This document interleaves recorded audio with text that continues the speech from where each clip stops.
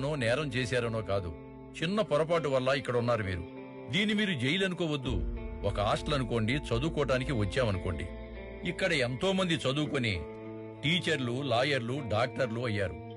మీరు గనక బాగా చదువుకుంటే చదివించడానికి ప్రభుత్వం సిద్ధంగా ఉంది. కాబట్టి మీలో ఎవరెవరు ఏం చదువుకోవాలనుకుంటున్నారో, మీ గోలేమిటో ఒక్కొక్కరు చెప్పండి. సార్, నా పేరు కుమార్ సార్. నేను లాయర్ అవ్వాలనుకుంటున్నాను. గుడ్. కోర్టులో న్యాయం కోసం పోరాడగలిగితే నువ్వు జడ్జి కూడా కాగలవు. అర్థమైందా నాన్న? కూర్చో. సార్, నా పేరు శ్రావణ్ సార్. నేను పోలీస్ అవ్వాలనుకుంటున్నాను. పోలీస్ అవ్వాలంటే 10th క్లాస్ చాలు నాన్న. అదే డిగ్రీ పాస్ అయ్యి ఐపీఎస్ గాని ప్రిపేర్ కాగలిగితే నువ్వు ఎస్పీ కూడా కాగలవు. నీ పేరేంటి బాబు? నా పేరు సూర్య సార్. నువ్వు ఫ్యూచర్ లో ఏం చదవాలనుకుంటున్నావు? సీఎం. జిఎమ్మా? జిఎం కాదు sir, CM, chief minister. Party office నుంచా? హలో, ఏమయ్యా సుబ్బరాజు, ఇంత అడావుడికి అర్ధరాత్రి మీటింగ్ ఏంటయ్యా? ఏముందండి, 10 రోజుల్లో ఎలక్షన్ రిజల్ట్స్ కదా, సర్వేలో వచ్చుంటాయి. అవి చూసి మేడం గారికి చిన్న టెన్షన్ స్టార్ట్ అయ్యి మీటింగ్ ఏదో అరేంజ్ చేసి ఉంటారు. అంతేనంటావా? ఈ టైంలో ఇంకేముంటదండి. అర్ధరాత్రి పూట అనుకోకుండా మీటింగ్ పెట్టి మిమ్మల్ని అందరినీ ఇక్కడికి పిలిపించినందుకు నన్ను క్షమించాలి. మరేం పర్లేదు మేడం, మన కోసం, మన పార్టీ కోసం ఈ మాత్రం శ్రమ తీసుకోలేమా? ఇంతకీ మమ్మల్ని మీటింగ్ కి ఎందుకు పిలిచినట్టు మేడం? ఎందుకంటే ఓటింగ్ సర్వేలన్నీ చెక్ చేశాం. సర్వేల్లో తేలింది ఏంటంటే రాష్ట్ర వ్యాప్తంగా ఉన్న 175 అసెంబ్లీ స్థానాల్లో ఈసారి అధికార పార్టీకి 40%, ప్రతిపక్ష పార్టీ అయిన మనకు 42% సీట్లు రావచ్చని తేలింది. ఇక మిగిలిన అసెంబ్లీ స్థానాలు ఇండిపెండెంట్ క్యాండిడేట్స్ గెలిచే అవకాశం ఉంది. కాబట్టి ఈసారి మన పార్టీ గవర్నమెంట్ ఫామ్ చేయాలంటే ఖచ్చితంగా మనకు కావాల్సింది ఇంకో 10 సీట్లు మాత్రమే. ఆ 10 సీట్లు రాష్ట్ర వ్యాప్తంగా ఇండిపెండెంట్లుగా నిలబడి గెలిచిన వారిని మన పార్టీలోకి రాబట్టుకోగలిగితే ఖచ్చితంగా ఈసారి గవర్నమెంట్ మనదే అవుతుంది. ఇప్పుడు మేమంతా ఏం చేయాలో చెప్పండి మేడం. మీరు చెట్టెగేస్తే మీకోసం పని చేయడానికి మీ వెన్నకల 100 మంది ఉన్నా వాళ్లను కాదని. ఎంత పెద్ద వర్షంలో మీరు నన్ను ఎత్తుకుంటూ వచ్చారంటే మ్యాటర్ ఎంత సీరియస్సో అర్థం చేసుకోగలను. చెప్పండి, ఈ భాషని మీకోసం ఏం చేయమంటారు? రాష్ట్ర వ్యాప్తంగా గెలవబోతున్న ఆ ఇండిపెండెంట్ క్యాండిడేట్ల మీద ఇప్పటి నుంచే గ్రౌండ్ లెవెల్లో వర్క్ స్టార్ట్ చేయండి. అధికార పార్టీ కంటే ముందే మనమే వాళ్ళని కొనే ప్రయత్నం చేద్దాం.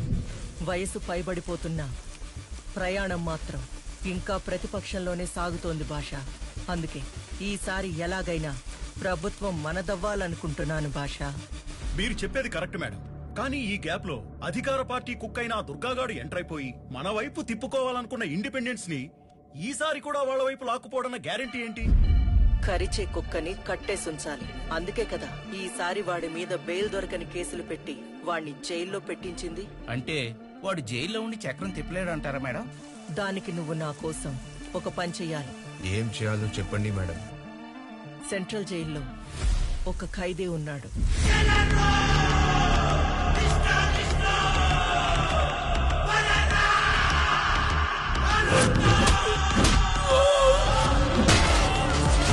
ఒక 10 మందిని జైలుకి పంపించి వాణ్ణి చంపేయండి. వాడి పేరు ఏంటి? దుర్గా.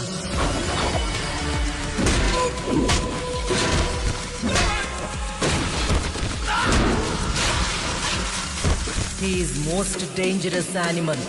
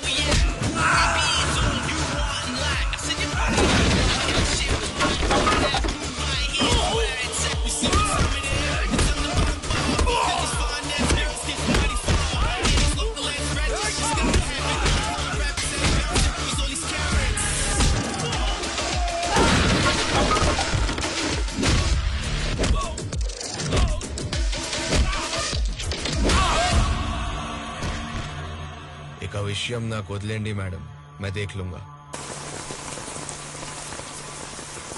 ఎలా ఈ జైలు అనుకున్నావా, నువ్వు పబ్జీ గేమ్ ఆడే గ్రౌండ్ అనుకున్నావా?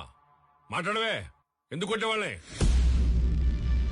ఆ చూపే తగ్గించుకుంటే ఇక్కడ ఉన్న 4 రోజులు సేపు కొంటావు, లేదనుకో నా సంగతి తెలీదు, తీసుకెళ్లి తీహార్ జైల్లో పడదొబ్బుతా.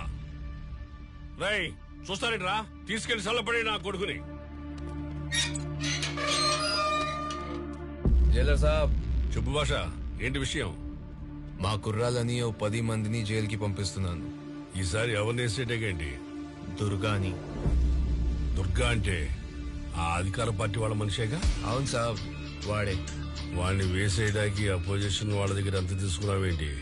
మనందులో మా వాటా సంగతి ఏంటి? ఎప్పటిలాగే మీ అకౌంట్ కి ట్రాన్స్ఫర్ అయిపోతుంది. స్టేట్ లో ఈసారి కూడా మన అధికారమే రాబోతుంది, కాబట్టి రేపు నా ఫామ్ హౌస్ లో మీ అందరికి పార్టీని అరేంజ్ చేశాం. హలో అయ్యా సీఎం గారు, సెంట్రల్ జైలు నుండి జైలర్ మసూద్ మాట్లాడుతున్నానయ్యా. మీకు ముఖ్యమైన విషయం ఒకటి చెబుదామని ఫోన్ చేశాను. ఏంటి విషయం చెప్పండి. జైల్లో ఉన్న మీ మనిషిని లేపేయడానికి అపోజిషన్ పార్టీ వాళ్ళు భాషకి సుపారీ ఇచ్చారయ్యా. ఇప్పుడు మీకు మీ వాడితో అవసరం లేదనుకుంటే వాళ్ళు లేపేసుకుంటారయ్యా. లేదు ఇంకా వాడితో మనకు అవసరం ఉంది అనుకుంటే జైల్లో మా ప్రాణాలను పెట్టిన కాపాడతామయ్యా. అదే ఆ విషయం. మీ వాడిని కాపాడమంటారా లేక వాళ్ళకే వదిలేయమంటారా? నాకు ఒక 10 నిమిషాలు టైం ఇవ్వండి. అలాగేనయ్యా, మీ కాల్ కోసం వెయిట్ చేస్తుంటాను.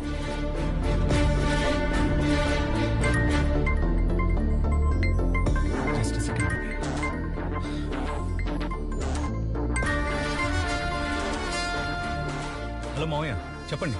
జైల్లో దుర్గాను లేపేయడానికి అపోజిషన్ వాళ్ళు ప్లాన్ చేస్తున్నారంట. ఇంకా వాడితో మనకి ఏదైనా పనుందా? అయ్యో మావయ్య, ఇప్పుడు పనంతా వాడితోనే ఉంది మావయ్య. చూస్తూ కూర్చుంటే ఇంకా 15 రోజుల్లో మళ్ళీ మనమే అధికారంలోకి రాబోతున్నాం. ఇంకా వాడితో పనేంట్రా మనకి? ఈసారి మీరు అనుకుంటున్నట్టు అధికారం మన చేతిలో లేదు మావయ్య. 70% వాళ్ళ ఫేవర్ గానే ఉంది. ఆ విషయం నువ్వెలా చెప్పగలుగుతున్నావు? ఎలక్షన్ సర్వే రిపోర్ట్స్ అన్నిట్లోనూ మనకంటే వాళ్లే స్ట్రాంగ్ గా ఉన్నారు మావయ్య. కౌంటింగ్ లోనూ అదే నిజమైతే మనం గెలవడానికి ఖచ్చితంగా కొంతమంది ఎమ్మెల్యేలు అవసరం పడచ్చు మావయ్య. ఇక వాళ్ళని బెదిరించి భయపెట్టి మన పార్టీలోకి తీసుకురావాలంటే మనకి దుర్గా ఒక్కడే ఆప్షన్ మావయ్య. And is the most powerful weapon we have today. అలాంటి వాడిని ఈ టైంలో వద్దనుకుంటే మనం ఫామ్ చేయాల్సిన గవర్నమెంట్ ని తీసుకెళ్లి వాళ్ళ చేతిలో పెట్టిన వాళ్ళం అవుతామేమో. ఎలక్షన్ రిజల్ట్ డిక్లేర్ అయ్యే వరకు జైల్లో మా వాడి మీద ఒక దెబ్బ కూడా పడడానికి వీల్లేదు. ఆ సంగతి నాకు వదిలేండి అయ్యా, నేను చూసుకుంటాను. కానీ మీ వాడిని ప్రొటెక్ట్ చేయాలంటే చాలా పెద్ద మొత్తంలో ఖర్చులే ఉందయ్యా. నేను చూసుకుంటాను. సార్ నాది చిన్న డౌట్ సార్. ఏంటది? అప్పుడు దుర్గాను లేపడానికి డబ్బులు తీసుకున్నారు, ఇప్పుడు కాపాడడానికి డబ్బులు తీసుకుంటున్నారు. ఈ రెండిట్లో మీరు ఏం చేయబోతున్నారు సార్? నాకు చిన్న కన్ఫ్యూజన్ ఉంది. పెద్దోడా, దీన్నే ఇంగ్లీష్ లో పాలిటిక్స్ అంటారు, అదే మన తెలుగులో అయితే రాజకీయం అంటారు.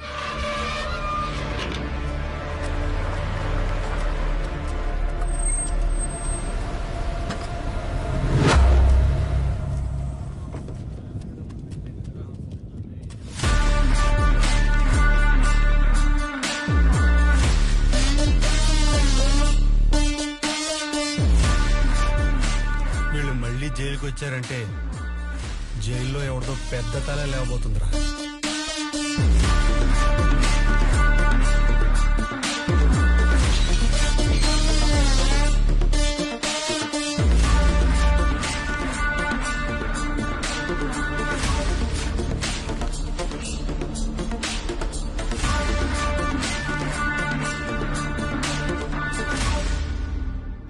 ఎప్పుడు చంపుదాం అనుకుంటున్నారు?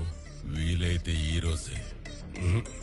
ఈ రోజు వదిలేయండి, రేపు ములాఖాత్ అస్సలు కుదరదు. ప్రోగ్రామ్ ఎల్లుండికి ప్లాన్ చేసుకోండి. సరే అయితే.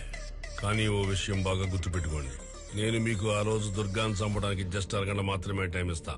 మీరు ఆ టైంలోపే వాడిని వేసేయాలి. ఒకవేళ వేయలేదనుకో మళ్ళా మీకు వాడిని చంపే అవకాశం ఏమను. వెళ్ళండి.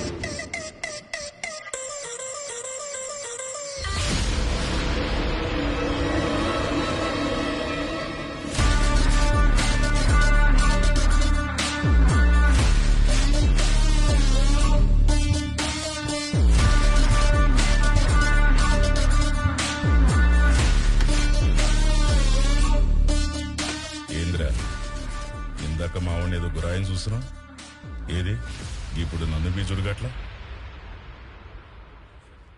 రే చూడరా, నన్ను బీ ఒకసారి చూడరా గట్ల. రే చూడరా, నిన్నేరా అడుగుతుంది, అన్నను కూడా ఒకసారి గురాయించి చూడు. రేయ్ చూడరా, రేయ్ చూడరా.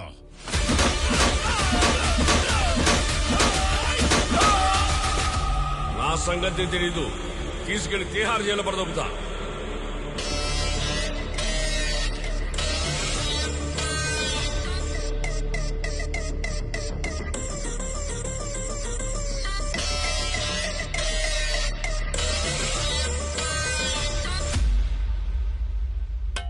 రేయ్, నిన్ను కలవడానికి ఎవరో వచ్చారు, వెళ్ళు.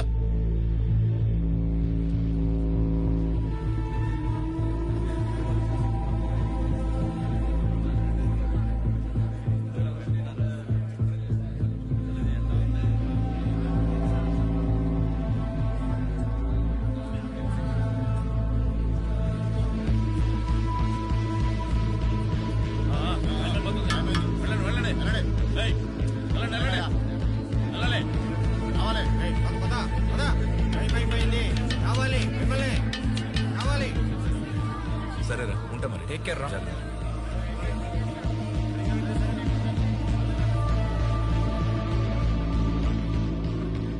శివ, భావనలో ఉందిరా.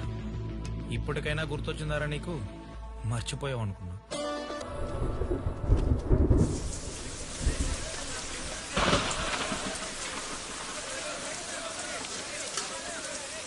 ఆ దుర్గగాడు వాషింగ్ ఏరియాలో ఉన్నాడు. ఎక్కువ హడావిడి చేయకుండా లేపేయండి.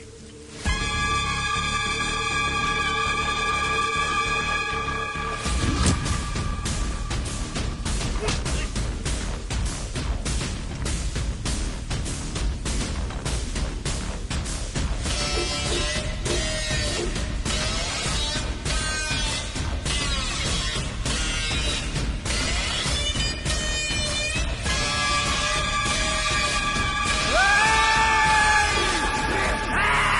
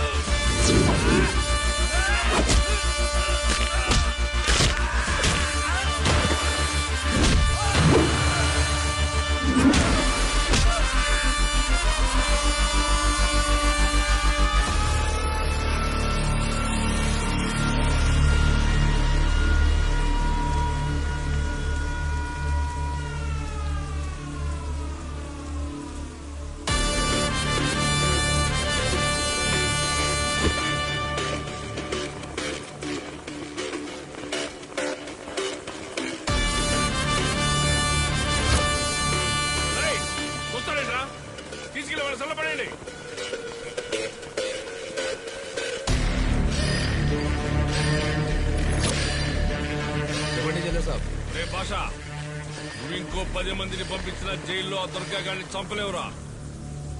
ఏమైంది జైలర్ సాబ్? ఏమైందా? నువ్వు పంపించిన 10 మందిని ఇక్కడ ఒకడు తుక్కు మీద కొట్టిపడేశాడు. వాళ్ళలో ఒక్కడైనా ప్రాణాలతో ఉంటాడని నాకు నమ్మకం లేదు. ఇంకోసారి ఇలాంటి పిచ్చి పనులు ఏమైనా ఉంటే జైలు బయట చూసుకో. జైలు మొత్తం ప్లాన్ చేయకు. పెట్టే పోను.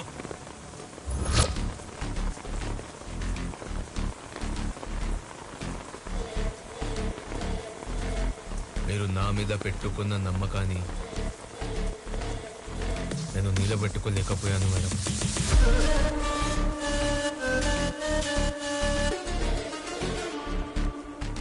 ఈ గన్తో నన్ను ఇక్కడే చంపేయండి, లేదా నాకు ఇంకొక అవకాశం ఇవ్వండి. ఈసారి నేనే జైలుకి వెళ్ళి ఆ దుర్గా గాడిని లేపేస్తా.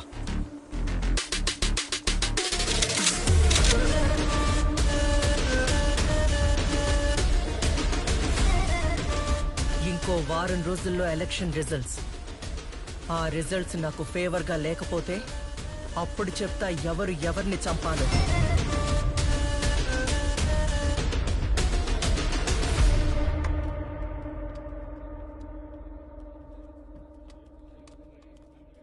నా పేరు దుర్గా. సూర్య.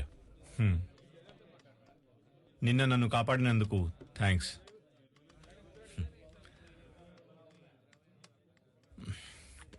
నీ గురించి విన్నాను. ఏదో మర్డర్ కేసులో జైలుకి వచ్చావంట కదా?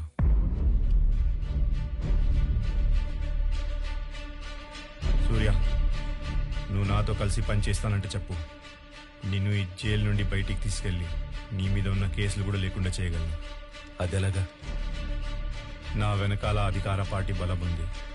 నువ్వు నాతో కలిసి పనిచేస్తానని చెప్తే మా పార్టీ అధికారంలోకి రాగానే నీ మీద ఉన్న కేసులు కూడా కొట్టేస్తా. నువ్వు నిజంగా నా మీద కేసు లేకుండా చేస్తానంటే నేను నీతో కలిసి ఏ పని చేయడానికైనా రెడీ. ఈ రోజు నుంచి మనం ఫ్రెండ్స్.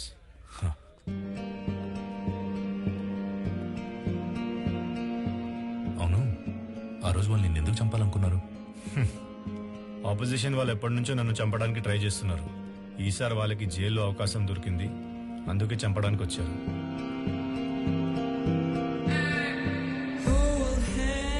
ఒకవేళ వాళ్ళు ఆ రోజు నిన్ను చంపేస్తుంటే? ఏముంది, జైల్లో నీలాంటి మంచి ఫ్రెండ్ని కోల్పోయేవాడిని.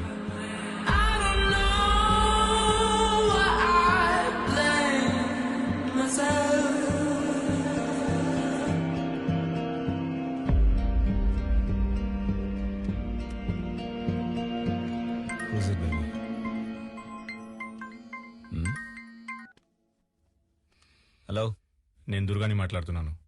చెప్పు దుర్గా. ఇక్కడ జైల్లో నాకు ఒకటి పరిచయం అయ్యాడన్నా. ఏదో చిన్న మర్డర్ కేసులో లోపలికి వచ్చాడు, కానీ వాడి ధైర్యం చూస్తే వాడు వేరే లెవెల్లో ఉన్నాడన్నా. నువ్వు చెప్తుంటే నాకు అలాగే అనిపిస్తుంది. ఖచ్చితంగా వాడు మనకు పనికొస్తాడు. సరే, అయితే ఈసారి ఎలక్షన్ రిజల్ట్స్ మనకు ఫేవర్ గా లేకపోతే నువ్వు బయటికి రావాల్సి ఉంటుంది. సరే అన్న. అప్పుడు నేను మావయ్యతో మాట్లాడి నీతో పాటు వాణ్ణి కూడా బయటికి తీసుకొచ్చి ప్లాన్ చేస్తాను.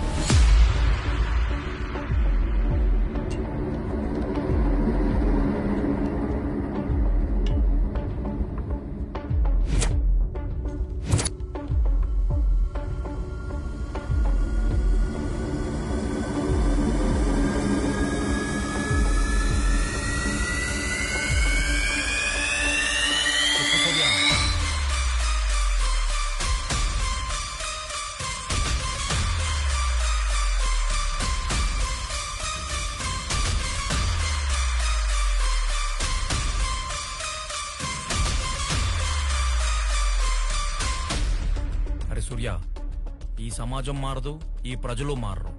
ఈ 100 ఏళ్ల చరిత్రలో నీకెప్పుడన్నా అనిపించిందా ఓటేసే పద్ధతి మారిందని? మనకెందుకు సూర్య, నా మాట విను. ఇవన్నీ ఇంతటితో వదిలేద్దాం.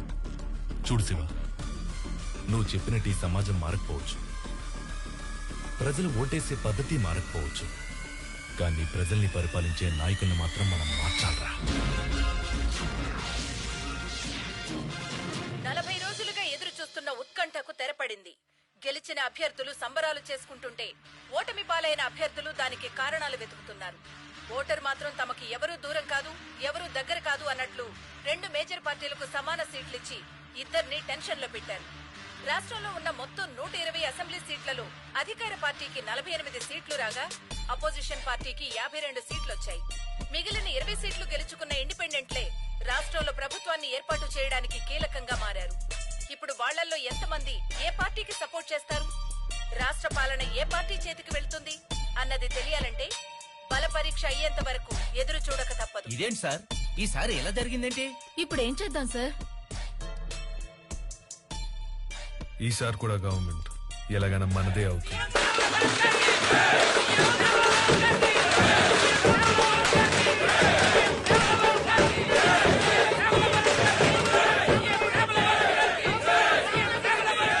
మేడం, ఈసారి అధికార పార్టీ కన్నా మీ పార్టీ లీడ్ లో ఉంది. దీని మీద మీ అభిప్రాయం ఏంటి? జనానికి ఇప్పటికి మా మీద నమ్మకం కలిగింది.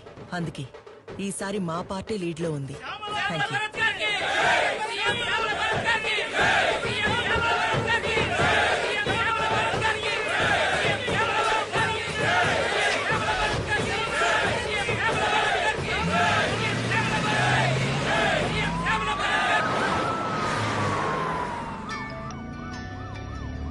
మేడం, సీఎం రామ్మోహన్ రావు గారు ఫోన్ చేస్తున్నారు. చెప్పండి ఎక్స్ సీఎం రామ్మోహన్ రావు గారు, ఎలా అనిపించాయి మీకు ఈసారి ఎన్నికల ఫలితాలు? ఏదో ఈసారి 4 సీట్లు ఎక్కువ వచ్చినంత మాత్రాన మీరు గెలిచేశారనుకోకండి మిస్ శ్యామల భరత్ గారు. మీరు అధికారంలోకి రావాలంటే మీ పార్టీకి ఇంకో 10 మంది ఎమ్మెల్యేలు కావాలి. ఆ 10 మందిని మీరు కొనాలి. వాళ్ళని తీసుకొచ్చి ఇంకా 10 రోజుల్లో బల పరీక్షకి హాజరుపరచాలి. కాబట్టి మీ పార్టీకి నాకంటే ఈసారి 4 సీట్లు ఎక్కువ వచ్చినా, ఇంకో 4 సీట్లు నా పార్టీకి తక్కువ వచ్చినా, చివరికి అసెంబ్లీలో మీ స్థానం ఎప్పట్లాగే ప్రతిపక్షం వైపే. అది మర్చిపోకండి మిస్ శ్యామల భరత్ గారు. సరే అయితే రామ్మోహన్ రావు గారు, ఈసారి శాసనసభలో ఎవరు ఎవరికి ప్రతిపక్షంగా వ్యవహరిస్తారో అది చూద్దాం. Good luck.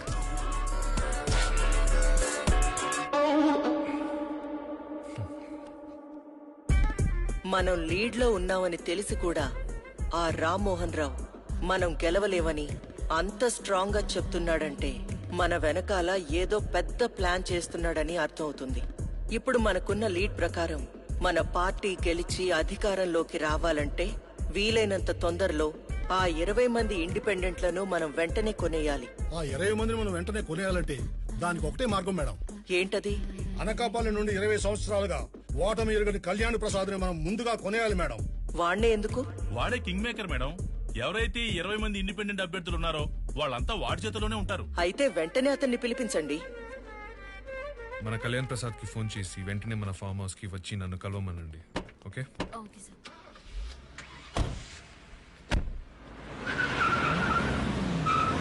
అందరూ వచ్చేసినట్టున్నారు. నీ వల్లే లేటు. ఆగు ఆగు. నమస్తే మేడం.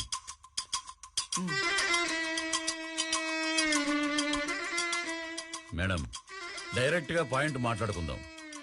ఇద్దరికి టైం కలిసి వస్తుంది. నేను స్ట్రైట్ గా పాయింట్ కే వచ్చేస్తాను. మీ 20 మంది ఎమ్మెల్యేలు మా పార్టీకి మద్దతు ఇవ్వాలి. దానికి మీకు ఒక్కో ఎమ్మెల్యేకి ఎంత కావాలో చెప్పండి. ఒక్కొక్క ఎమ్మెల్యే వాళ్ళ నియోజకవర్గంలో గెలవడానికి సుమారు 50 కోట్లు ఖర్చు పెట్టారు. ఒక్కొక్క ఎమ్మెల్యేకి 100 కోట్లు ఇవ్వండి. ఏంటి? ఒక్కో ఎమ్మెల్యేకి 100 కోట్ల? అంటే ఈ లెక్కన 20 మందికి కలిపి 2000 కోట్లన్నమాట. అవును మేడం. అంతెందుకు? మార్కెట్లో రేట్లు బాగా పెరిగిపోయాయి మేడం. ఒకప్పుడు వంట నూనె లీటర్ 90 రూపాయలు ఉండేది. ఇప్పుడు 230 రూపాయలు అయింది. అయినా జనాలు కొనట్లేదా? పైగా జనం గురించి మనం ఏమైనా ఆలోచిస్తున్నావా? లేదు కదా. అందుకే వస్తువుల రేట్లు పెరిగినట్లు ఓటర్ కూడా తన ఓటు రేట్ను పెంచేశాడు మేడం. ఒకప్పుడు 1000 రూపాయలు ఉండే ఓటు ఇప్పుడు 5000 రూపాయలు అయింది. ఇక్కడెవరో క్యాండిడేట్ను చూసి ఓటేరు మేడం. వాళ్ళు ఇచ్చే క్యాష్ తీసుకునే ఓటేస్తారు. అయితే ఇప్పుడు మీ ఎమ్మెల్యేలు మా పార్టీకి మద్దతు ఇవ్వాలంటే మీకు 2000 కోట్లు ఇవ్వాలి, అంతే కదా? 2000 కోట్లు కాదు మేడం. మరి 2500 కోట్లు. ఏంటి? 2500 కోట్ల? ఎస్. ఆ 500 కోట్లు దేనికి? అది నా కమిషన్ మేడం. 500 కోట్లు మీ కమిషనా? అవును మేడం. నేనేమి మీ చేతిలో ఆకు ఒక్క పెట్టి తాంబూలం ఇవ్వట్లేదు.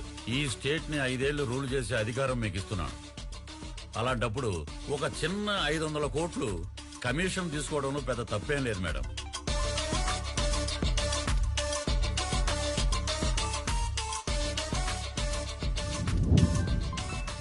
అధికార పార్టీ నుండి ఫోన్. నా ప్రపోజల్ మీకు ఓకే అనుకుంటే ఫోన్ కట్ అవుద్ది. లేదంటే ఈసారి కూడా గవర్నమెంట్ మళ్ళీ వాళ్ళదే అవుద్ది. ఆలోచించండి.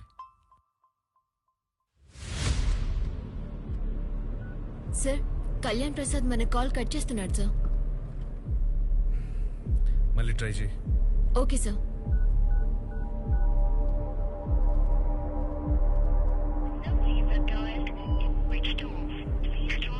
సార్, ఫోన్ స్విచ్ ఆఫ్ అని వస్తుంది సార్. వెంటనే వాయిస్ మెసేజ్ పంపించు. Okay, sure sir.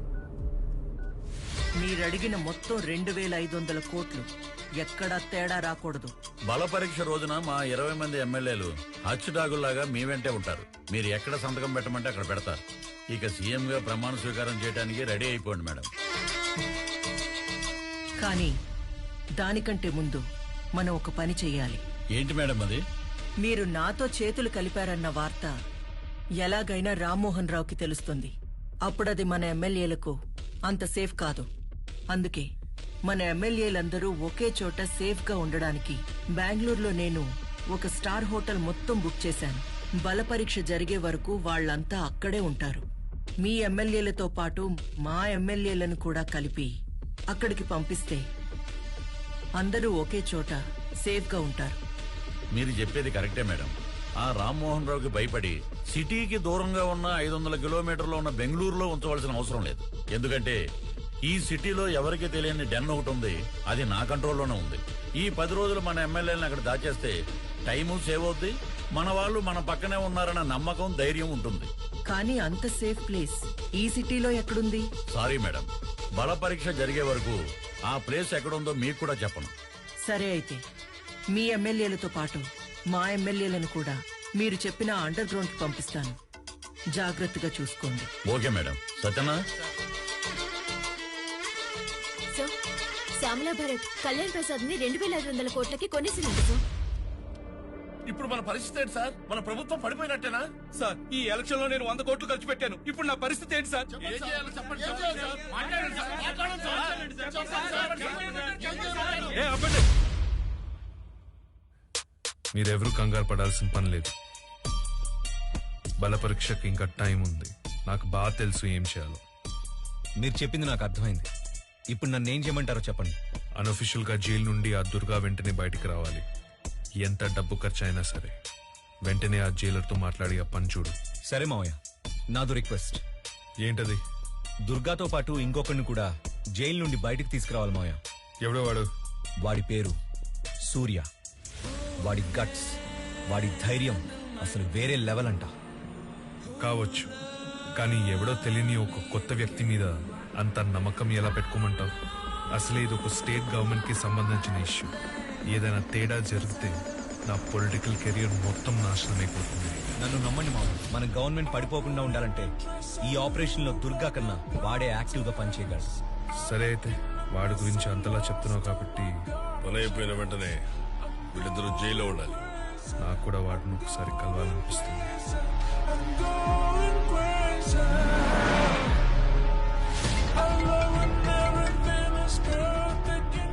Hello madam, మీకు ఫేవరబుల్ ఇన్ఫర్మేషన్. చెప్పండి. జైలు నుంచి దుర్గా తప్పించుకుపోయాడు. మీ ఎమ్మెల్యేలు జాగ్రత్త.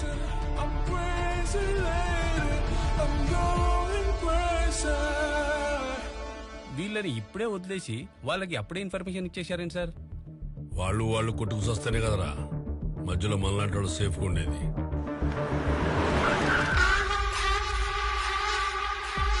ఈ నైట్ ఇక్కడే ఉండండి. రేపు మార్నింగ్ ఏ టైంలో అయినా మావయ్యతో మీటింగ్ ఉండొచ్చు. కాల్ చేసిన వెంటనే బయలుదేరి వచ్చేయండి. సరే మేడం, నిన్న రాత్రి మన వాళ్ళందరినీ సేఫ్ ప్లేస్ కి షిఫ్ట్ చేశాను. ఇక్కడ వాళ్ళందరి ఆనందం చూస్తుంటే మాటల్లో చెప్పలేం మేడం. అది సరే, ముందు నేను చెప్పేది విను. చెప్పండి మేడం. అధికార పార్టీ వాళ్ళు జైలు నుంచి ఆ దుర్గాని బయటికి తీసుకొచ్చారని ఇన్ఫర్మేషన్ వచ్చింది. నువ్వేం చేస్తావో నాకు తెలియదు. అక్కడ మన ఎమ్మెల్యేలందరూ సేఫ్ గా ఉండాలి. మేడం, దుర్గా లాంటి వాళ్ళు 10 మంది జైలు నుంచి బయటకు వచ్చినా మన ఎమ్మెల్యేలు ఎక్కడ ఉన్నారో తెలుసుకోవడం చాలా కష్టం. అయినా అవతల పార్టీ ప్లాన్ చేస్తుందంటే మనం జాగ్రత్తగానే ఉన్నామని అర్థం. మేడం, మీరు టెన్షన్ పడకండి. బల పరీక్ష నెగ్గే వరకు వాళ్ళకి కాదు కదా, మీకు కూడా మీ ఎమ్మెల్యేలు ఎక్కడ ఉన్నారో తెలుసుకోవడం చాలా కష్టం. అలా ప్లాన్ చేశాను మేడం. సరే, అందరూ జాగ్రత్త. ఎలక్షన్ రిజల్ట్ విషయంలో ఈసారి నా అంచనా తప్పింది.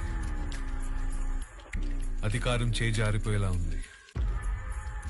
మీరిద్దరూ ఏం చేస్తారో నాకు తెలీదు. ఎంత డబ్బు ఖర్చైనా సరే ఆ శ్యామ్లా భరత్ కొనేసిన 20 మంది ఇండిపెండెంట్ క్యాండిడేట్లు ఎలాగైనా మన వైపు రావాలి. దానికి మీ ప్లాన్ ఏంటి? ఏం చేయబోతున్నారు? వాళ్ళందరినీ కిడ్నాప్ చేయబోతున్నాం సార్. కిడ్నాపా? అవును సార్. 20 మంది ఎమ్మెల్యేలను కిడ్నాప్ చేయడం అంటే స్కూల్ పిల్లల్ని కిడ్నాప్ చేసి అంత ఈజీ అనుకుంటున్నారా? 20 మంది కాదు సార్, అపోజిషన్ ఎమ్మెల్యేలతో కలిపి మొత్తం 72 మంది సార్. ఏంటి, 72 మందా? మీ పార్టీలో గెలిచిన 48 మంది ఎమ్మెల్యేలతో సహా మొత్తం 120 మందిని మీ బెంగళూరులో ఉన్న ఫామ్ హౌస్ లో నిర్బంధిస్తే గాని ఈసారి మీరు సీఎం కాలేరు సార్. ఆపోజిషన్ ఎమ్మెల్యేల వరకు ఓకే, కానీ మా ఎమ్మెల్యేలు ఎందుకు? వాళ్ళు మన మనుషులే కదా. వాళ్ళు రాజకీయ నాయకులు సార్, మనుషులు కాదు. అధికారం ఎటువైపు ఉంటే అటువైపే వెళ్ళిపోతారు. ఇక్కడ గెలవడం కన్నా అధికారమే ముఖ్యం సార్. ఇప్పుడున్న సిచ్యువేషన్లో మన ఎమ్మెల్యేలను కూడా మనమే కాపాడుకోవాలి సార్. అందుకే వాళ్లతో పాటు మన ఎమ్మెల్యేలను కూడా నిర్బంధించాల్సిన అవసరం ఉంది సార్.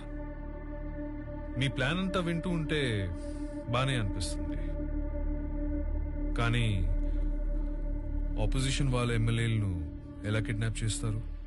అది సాధ్యమేనా? ప్రతి వాడు యుద్ధంలో గెలవాలని అనుకుంటాడు సార్, కానీ ఎవడో ఒక్కడే గెలుస్తాడు. వాడినే వీరుడు అంటారు. ఇప్పుడు మీరు మాట్లాడుతున్నది వాడితోనే సార్. అయితే దీనికి ముహూర్తం ఎప్పుడు స్టార్ట్ చేయబోతున్నారు? ఈ శుక్రవారం మీ ఎమ్మెల్యేలందరినీ బస్ ఎక్కించి దుర్గాకు అప్పగించండి. దుర్గా వాళ్ళని బెంగళూరు హైవేలో ఉన్న డాబా దగ్గరికి తీసుకొస్తాడు. ఈలోగా నేను అపోజిషన్ ఎమ్మెల్యేలందరినీ కిడ్నాప్ చేసి అక్కడికి తీసుకొచ్చే బాధ్యత నాది. గుడ్. నీ ప్లాన్ తో పాటు నీ కాన్ఫిడెన్స్ కూడా నాకు నచ్చింది.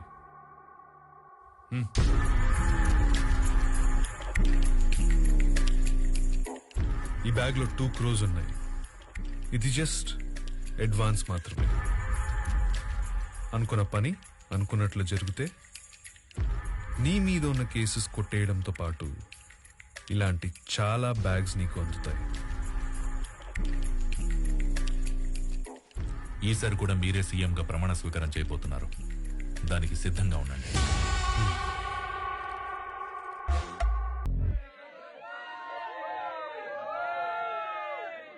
Kalyan Prasad last phone call నిన్న రాత్రి 11 గంటలకి గుల్జార్ హౌస్ లో కట్ అయింది సూర్య. అప్పటి నుంచి ఎవరికి టచ్ లో లేదు సూర్య.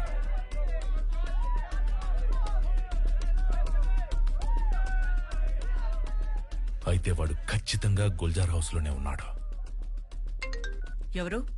మేడం, మీకు బ్యాడ్ న్యూస్. గుల్జార్ హౌస్ లో ఉన్న మీ ఎమ్మెల్యేలందరినీ అధికార పార్టీ వాళ్ళు కిడ్నాప్ చేయడానికి ప్లాన్ చేస్తున్నారు. మీరు వెంటనే వాళ్ళని అక్కడి నుండి షిఫ్ట్ చేయించండి, లేదంటే సీఎం కాలేరు. ఇంతకీ నువ్వెవరు? మీ శ్రేయోభిలాషి.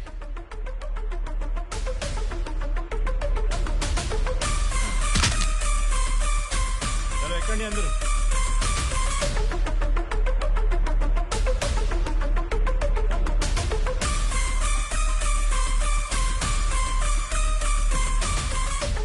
చెప్పండి మేడం. ఎక్కడున్నారు? నేను చెప్పనుగా. నేను సీరియస్ గా అడుగుతున్నాను, మీరెక్కడున్నారో చెప్పండి. నేను సీరియస్ గానే చెప్తున్నాను మేడం, చెప్పనని.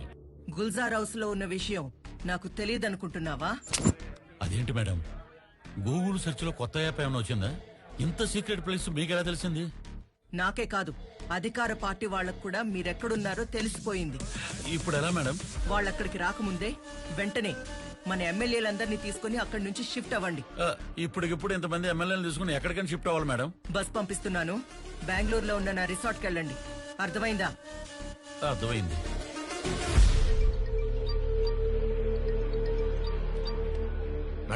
భాషా, నువ్వు పనిచేయాల్సిన టైం వచ్చింది. చెప్పండి మేడం. మన ఎమ్మెల్యేలందరినీ అర్జెంటుగా ఒక బస్సులో బెంగళూరుకి షిఫ్ట్ చేయబోతున్నాం. మన బస్ సేఫ్ గా బెంగళూరు వెళ్లే వరకు నువ్వు ఆ బస్ ని ఫాలో అవ్వాలి. సరే మేడం. వెంటనే నీ మనుషులతో బెంగళూరు హైవే దగ్గర వెయిట్ చేయి. Okay madam.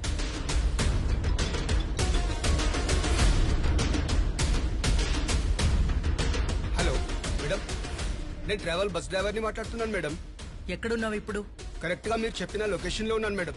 సరే, మా వాళ్ళు వస్తారు, వెయిట్ చేయి. అట్లానే మేడం.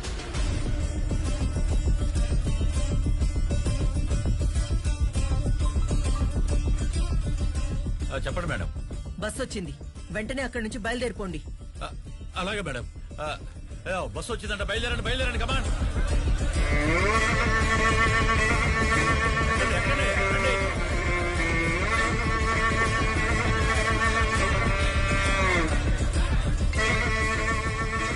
మేడం, అందరూ బస్ ఎక్కేశారు మేడం. బయలుదేరమంటారు మేడం? Okay madam. చెప్పు సూర్య. దుర్గా, మన ప్లాన్ సక్సెస్. ఇప్పుడు ఎమ్మెల్యేలందరూ నా హ్యాండ్ ఓవర్ లోనే ఉన్నారు. అయితే నువ్వు హైవే ఢాబా దగ్గర వెయిట్ చేయి, నేను కూడా బయలుదేరుతున్నా. ఓకే. ఏంట్రా ఇంకా చెప్పండి మేడం. బస్ బయలుదేరింది. ఇంకా సేపట్లో బెంగళూరు హైవే మీదకి వస్తుంది. ఎవరైనా మన బస్ ని ఫాలో చేస్తున్నారని నీకు అనిపిస్తే వాళ్ళని అక్కడే లేపేయండి.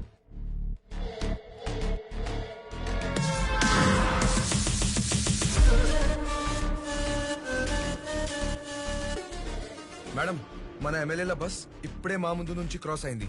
జాగ్రత్తగా మన బస్ ని మీరు ఫాలో చేయండి. ఓకే? సరే మేడం. చలో రే.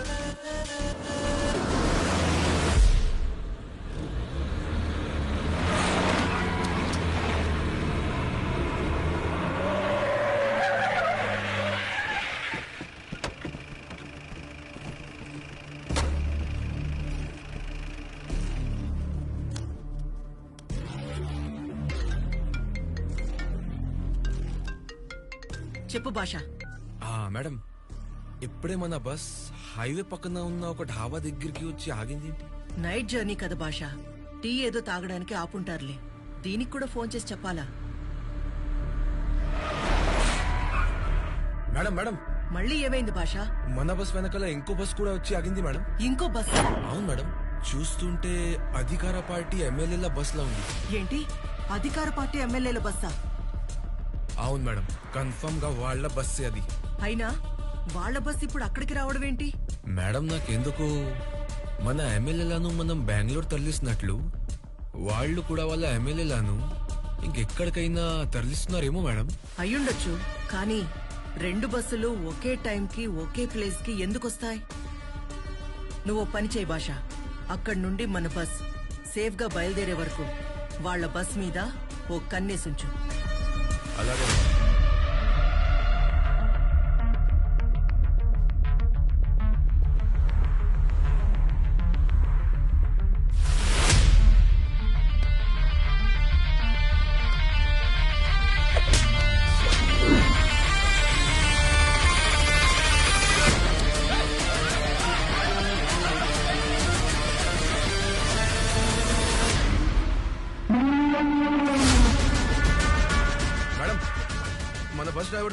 అధికార పార్టీ బస్ డ్రైవర్ దుర్గాని కొట్టి వాళ్ళ బస్ ని కూడా మన వాళ్ళే డ్రైవ్ చేసుకుంటూ వెళ్ళిపోతున్నాడు మేడం. వాట్? వాళ్ళ బస్ ని మన డ్రైవర్లు తీసుకెళ్ళడం ఏంటి?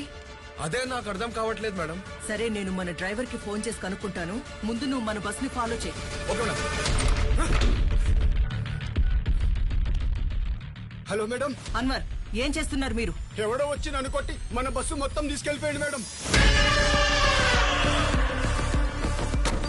చెప్పండి మేడం. భాష, వాళ్ళు మన డ్రైవర్స్ కాదు, ఎవరో క్రిమినల్స్. వెంటనే వాళ్ళని ఆపు. Stop them right now. సరే మేడం.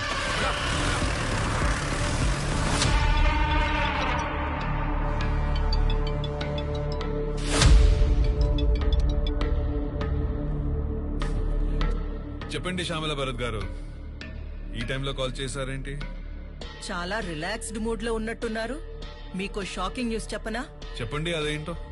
ఇప్పటి వరకు శాసనసభలో మీకు నాకు మధ్య పోటీ అనుకున్నాను, కానీ ఇప్పుడే మన మధ్యలో మూడో వాడు ఎంటర్ అయ్యాడు. వాడేం చేశాడో చెప్తే షాక్ తో మీ గుండె ఆగిపోతుంది. ఆ మూడో వాడెవడో అసలు ఏం చేశాడో చెప్తే కదా షాక్ తో నా గుండె ఆగిపోతుందో లేదో తెలిసేది. జైల్లో ఉండాల్సిన ఒక మృగాన్ని మీరు బయటికి తీసుకొచ్చారు. ఆ మృగాన్ని కూడా కొట్టి వాడు మా ఎమ్మెల్యేలతో పాటు మీ ఎమ్మెల్యేలను కూడా తీసుకెళ్లిపోయాడు మిస్టర్ రామ్మోహన్ రావు. ఆ మూడో వాడికి మీకు మధ్య ఏదైనా కనెక్షన్ ఉందని నాకు తెలిస్తే మాత్రం మీకింక ఎప్పటికీ రాజకీయ భవిష్యత్తు ఉండదు మిస్టర్ రామ్మోహన్ రావు.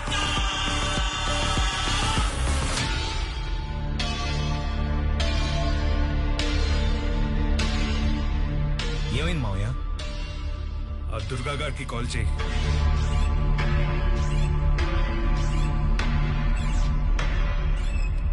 లిఫ్ట్ చేయట్లేదు మావయ్య. వాడి ఫ్రెండ్ కి కాల్ చేయి.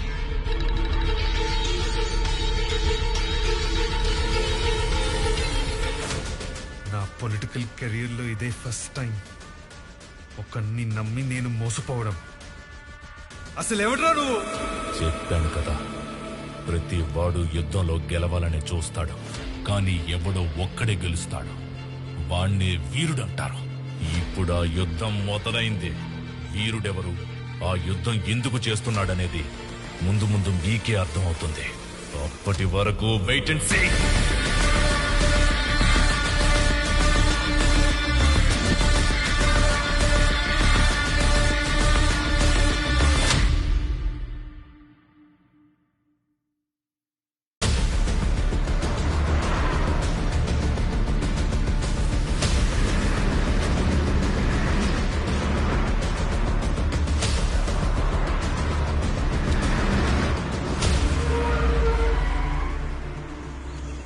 ఇదేంటిది? బెంగళూరు రిసార్ట్ అన్నారు. పంపదీసి రూట్ ఏమైనా మారిందా? డీప్ ఫారెస్ట్ లాగా ఉంది.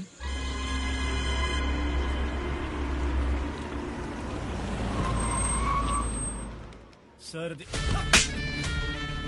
నిన్ను నమ్మి ఒక పని అప్పగించినందుకు నన్ను నేను చెప్పుతూ కొట్టుకోవడంలో తప్పేం లేదు. ఇంకోసారి నీ ముఖం నాకు చూపించుకో. ఎవడో తెలియని ఒక అనామకుని తీసుకొచ్చి నా నెత్తి మీద పెట్టాగా. ఇప్పుడు చూడు వాడేం చేశాడో. సారీ మావయ్య. ఏడ్చావు. ఆ డీజీపీకి ఫోన్ చేసి ఫామ్ హౌస్ కి రమ్మను. మీరందరేంద్రా ఒకేసారి గుంపుగా మా పార్టీలో చంపారు. లీడ్లో మా పార్టీ ఉండగా మీ పార్టీలో రావాలని కర్మేంట్రా? లీడ్లో మేమున్నాం కాబట్టి మీరందరూ మా పార్టీలోకి వచ్చారు. చూసుకోండి. అసలు లీడే కాదు, రేపు గెలిచేది కూడా మా పార్టీయే. ఆగండి. ఏంటి గొంతులు లేస్తున్నాయి? దెప్ప పగిలిపోతంతే. మమ్మల్ని ఏమన్నా అంటే అన్నాను కానీ మా పార్టీని మాత్రం ఏమన్నా అంటే బాగోదు. ముందుగా నీ పార్టీ గౌరవం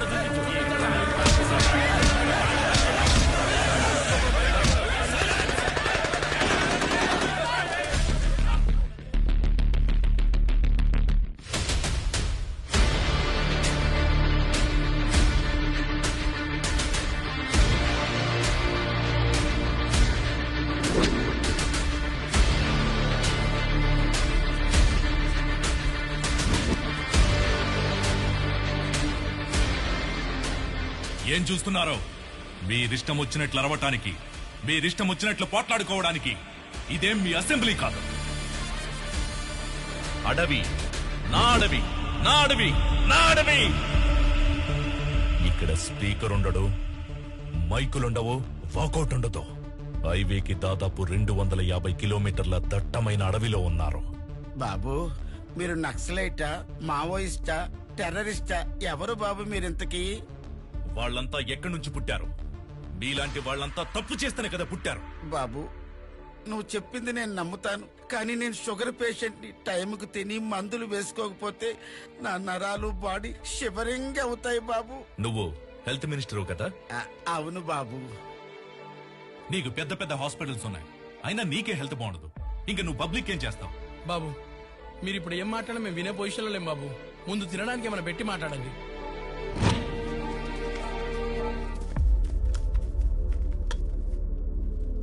ఇదేం రైస్ బాబు? మనిషి వాడు ఎవడైనా తింటాడా? ఏ నీ రేషన్ దుకాణంలో జనాలకి ఇచ్చే రైస్ ఇదే కదా? మరి వాళ్ళు ఎలా తింటున్నారో ఎప్పుడైనా ఆలోచించావా?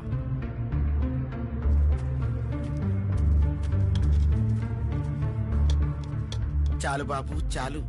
అన్నం ఎంత తినాలో అంతే తినాలి, ఎక్కువ తినకూడదు. మరి ఆస్తులు ఎందుకు బోల్డెన్ సంపాదించావు? చాలని సరిపెట్టుకోవచ్చుగా.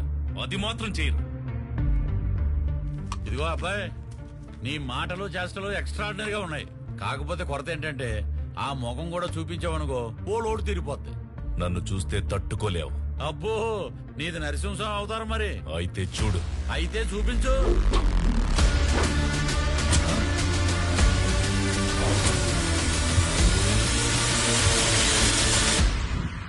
మన జీవితాన్ని నిర్దేశించేది కళాశాల, మన భవిష్యత్తుని తీర్చిదిద్దేది కళాశాల. మన దేశ భవిష్యత్తు యువతరం చేతుల్లోనే ఉంది అని స్వామి వివేకానంద అన్నారు. కానీ యువతరమైన మనం ఏం చేస్తున్నాం? దేశ భవిష్యత్తు గురించి నాకెందుకని, నా భవిష్యత్తు బాగుంటే చాలని స్వార్థంతో బతికేస్తున్నాం. అంటే మేము చదువుకోవడం, ఉద్యోగం చేయడం స్వార్థం అంటారా? ప్రాబ్లం చదువుకోవడం గురించో జాబ్ చేయడం గురించో కాదమ్మా, మరి దేశ భవిష్యత్తు గురించి ఆలోచించకపోవడమే ప్రాబ్లం. అందుకే కదా 5 ఏళ్లకోసారి ఓటేసి మరీ నాయకుల్ని గెలిపించుకుంటున్నాం. అదంతా వాళ్ళు చూసుకుంటారు. అదే మీరు చేసిన తప్పు. ఓట్లేస్తున్నారు, వదిలేస్తున్నారు. ఒక స్టూడెంట్ గా నిర్ణయాలు తీసుకునే అధికారం మీకు లేకపోవచ్చు, కానీ మెరుగైన సమాజం నిర్మించగలిగే సామర్థ్యం మీకుంది. వాళ్ళని నిలదీసి అడిగే హక్కు కూడా మీకుంది. అది ఎప్పుడైతే చేస్తారో మన దేశ భవిష్యత్తు యువతరం చేతుల్లోనే ఉందని చెప్పిన స్వామి వివేకానంద మాటలు నిజమవుతాయి. వలలు కొనుక్కోవడానికి డబ్బులిస్తాం, పడవల కోసం లోన్లిస్తాం. ఇవి మీ ఎమ్మెల్యే ఎలక్షన్ల ముందు ఇచ్చిన హామీలు. కానీ ఇప్పుడు అధికారంలోకి వచ్చి 4 ఏళ్లైనా కూడా ఒక్క హామీ కూడా నెరవేర్చలేదు. దీన్ని ఇంకెంతకాలం సహిస్తారు? ఇంకెన్నాళ్లు భరిస్తారు? మీ ఎమ్మెల్యేని నిలదీయండి, ప్రశ్నించండి.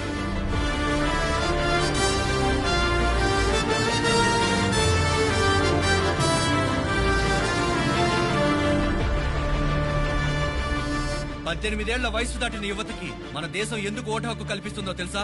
ఒక సరైన నాయకుడిని ఎంచుకుని ఓటేయమని. కానీ మనమేం చేస్తున్నాం? కులాన్ని చూసి ఓటేస్తున్నాం, వాళ్ళు ఇచ్చే డబ్బులు తీసుకుని మరీ ఓటేస్తున్నాం. ఇది గాని ఇలాగే కొనసాగితే రేపు మీ పిల్లలు, తర్వాత వాళ్ళ పిల్లలు, ఈ రోజు మీరు పడుతున్న ఇబ్బందే రేపు వాళ్ళు పడాల్సి వస్తుంది. మిత్రులారా, ఇవాళ్టి నుంచి కులాన్ని చూసి ఓటు వేసే పద్ధతిని మారుద్దాం. డబ్బు తీసుకుని ఓటు వేసే సంస్కృతిని ఈ రోజు నుంచే నాశనం చేద్దాం. తర్వాత తరాలకు ఓటంటే ప్రభుత్వాన్ని మార్చే ఒక ఆయుధం అని తెలిసేలా చేద్దాం.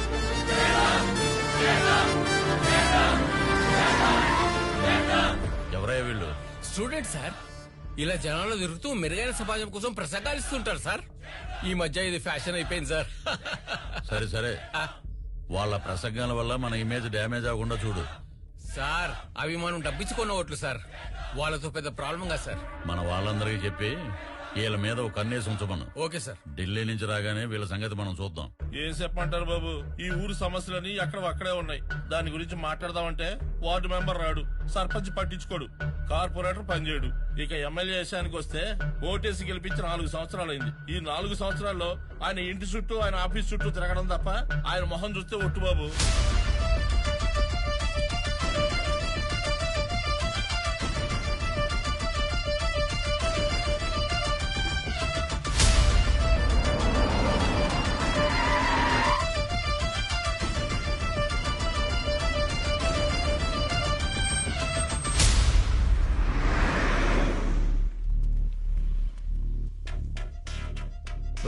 సార్, మనం పక్క స్టేట్ గా కదా వెళ్ళింది. అవును సార్.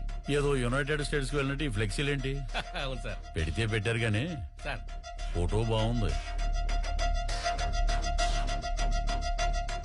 ఎవర్రా ఇది పెట్టింది? ఇంకేవో సార్, ఆ స్టూడెంట్సే.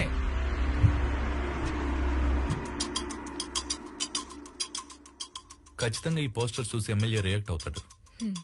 రియాక్ట్ అవుతాడు, బట్ ఎలా రియాక్ట్ అవుతాడో తెలియటం లేదు. ఎలా రియాక్ట్ అయినా, ఎంతటి సమస్య ఎదురైనా మనం అందరం ఎదుర్కోవడానికి రెడీగా ఉండాలి. మీరు అనుకున్నంత ఉండదు.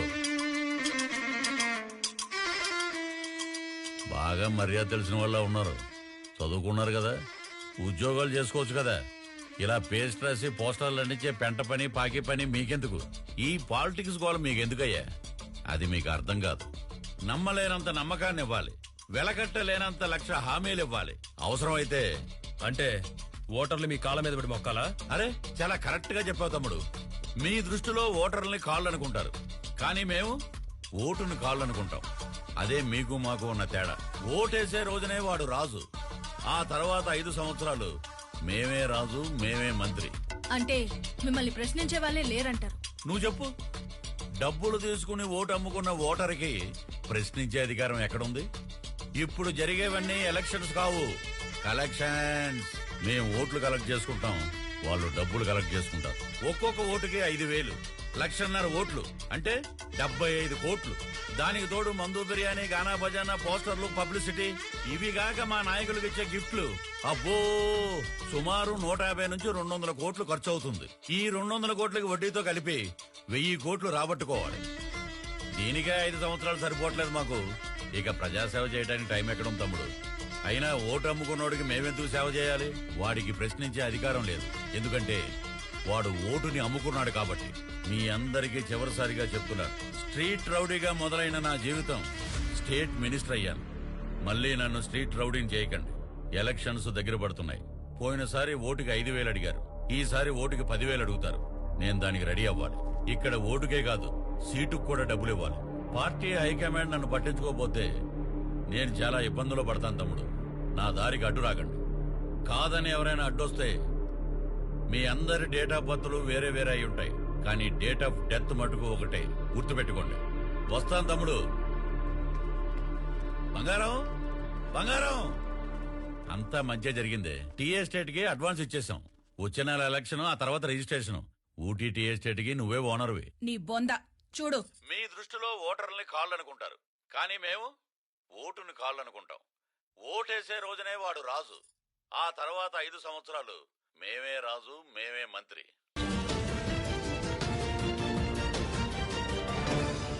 ఇవాల్టి బ్రేకింగ్ న్యూస్.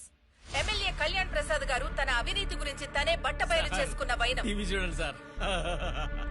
డబ్బులు తీసుకుని ఓటు అమ్ముకున్న ఓటర్కి ప్రశ్నించే అధికారం ఎక్కడుంది? ఇప్పుడు జరిగేవన్నీ ఎలక్షన్స్ కావు, కలెక్షన్స్. మీ అందరి డేట్ ఆఫ్ బర్త్లు వేరే వేరే అయి ఉంటాయి, కానీ డేట్ ఆఫ్ డెత్ మటుకు ఒకటే. గుర్తుపెట్టుకోండి. కళ్యాణ్ ప్రసాద్ గారే ఇలా మాట్లాడినందువలన మినిస్టర్ పదవి నుంచే కాకుండా అతన్ని పార్టీ నుంచి సస్పెండ్ చేసిన ఆ పార్టీ హైకమాండ్ మిమ్మల్ని పిలిచి ఒక్క మాట చెప్పకుండా మిమ్మల్ని 10లోంచి తీసేయడం చాలా అన్యాయం సార్. ఏంద్రే అన్యాయం? నేను పెద్ద దుర్మార్గుండని ఈయనే ఒప్పుకున్నట్టుందిగా వీడియోలో. ఈ ఎర్రదోలందరికీ ఈడో పెద్ద నాయకుడు. తిను, బాగా తిను. ఇంకొక పనే ఉంది, తినడం పడుకోవడమేగా నీ పని. అమ్మో అమ్మో, ఎన్నెన్ని ఆశలు చూపించావు. ఊటీలో టీ ఎస్టేట్ అన్నావు, కర్ణాటకలో కాఫీ ఎస్టేట్ అన్నావు. నెక్స్ట్ ఎలక్షన్ లో గెలిస్తే నేనే హోమ్ మినిస్టర్, నువ్వు నా హోమ్ మినిస్టర్ పెళ్ళానివి అన్నావు. తర్వాత సీఎం పెళ్ళాం. ఏంట్రా, నువ్వు నన్ను సీఎం పెళ్ళాన్ని చేస్తావా? నువ్వే సీఎం కాలేకపోయావు. ఇప్పుడు పనికి మాలినవాడి పెళ్ళాంగా కూర్చున్నాను. అసలు సీఎం పెళ్ళాన్నవ్వాలంటే నేను ఇప్పుడు ఏం చేయాలి? చూస్తావేంట్రా, చెప్పు, ఏం చేయాలి? చెప్పించాలే.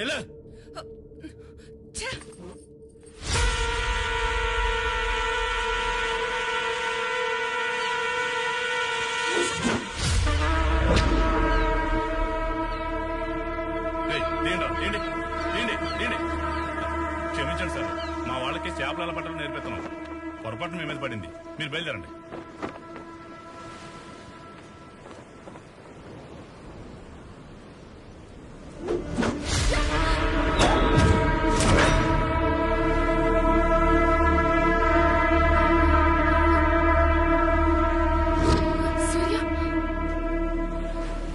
సారీ సారు, చేపలు పట్టేటప్పుడు సముద్రంలో అన్ని చేపలను పట్టలేం కదా సార్. మనకు సిక్కిన చేపలే పడతాం కదా, ఏమనుకోకండి. మీరు ఎలా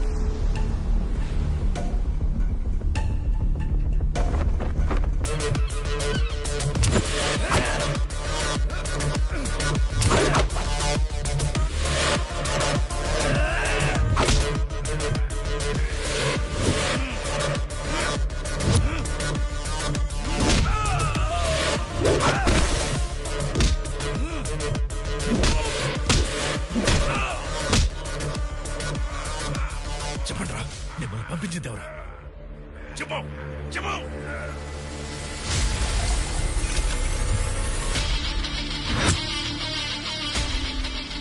ఏంటలా చూస్తున్నావు? చచ్చిపోయి ఉంటాడు అనుకునేవాడు ప్రాణాలతో ఎలా తిరిగొచ్చాడు అనుకుంటున్నావా? నన్ను చంపడం నీ వల్ల కాదు కదా, నీ బాబు వల్ల కూడా అవదు. ఓటనేది ఒకడి హక్కు.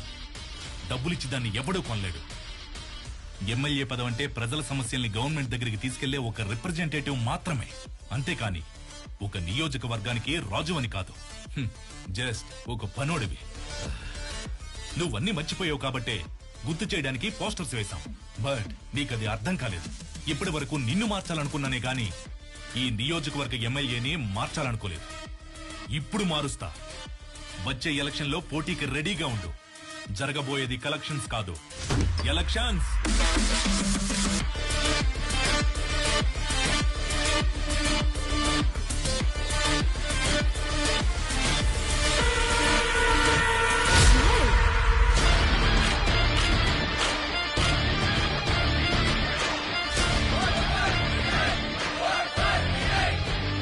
ఇతని పేరు వినయ్. ఇప్పుడు మన నియోజకవర్గం నుంచి ఇండిపెండెంట్ అభ్యర్థిగా కళ్యాణ్ ప్రసాద్ మీద పోటీగా నిలబడుతున్నాడు. ఇక్కడే పుట్టినవాడు, మీ కష్టాలు తెలిసినవాడు. డబ్బులిచ్చి మీ ఓటును కొనలేకపోవచ్చు, కానీ మీరు వేసే ప్రతి ఓటుకి న్యాయం చేస్తాడు. ఇతన్ని గెలిపించి మీ అందరూ గెలుస్తారో, లేక మళ్లీ ఆ కళ్యాణ్ ప్రసాద్ కి ఓటేసి ఇంకో 5 ఏళ్లు అవినీతికి లొంగిపోతారో మీ ఇష్టం. బాబు, ఇప్పటి వరకు వాళ్ళు ఇచ్చే డబ్బులు కొట్టేస్తాం, కానీ ఇప్పుడు మీరు చేసే మంచి పనులు కొట్టేస్తాం.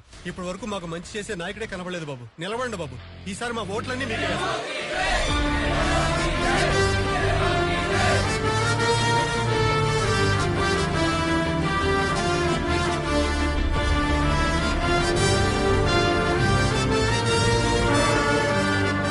అవునా?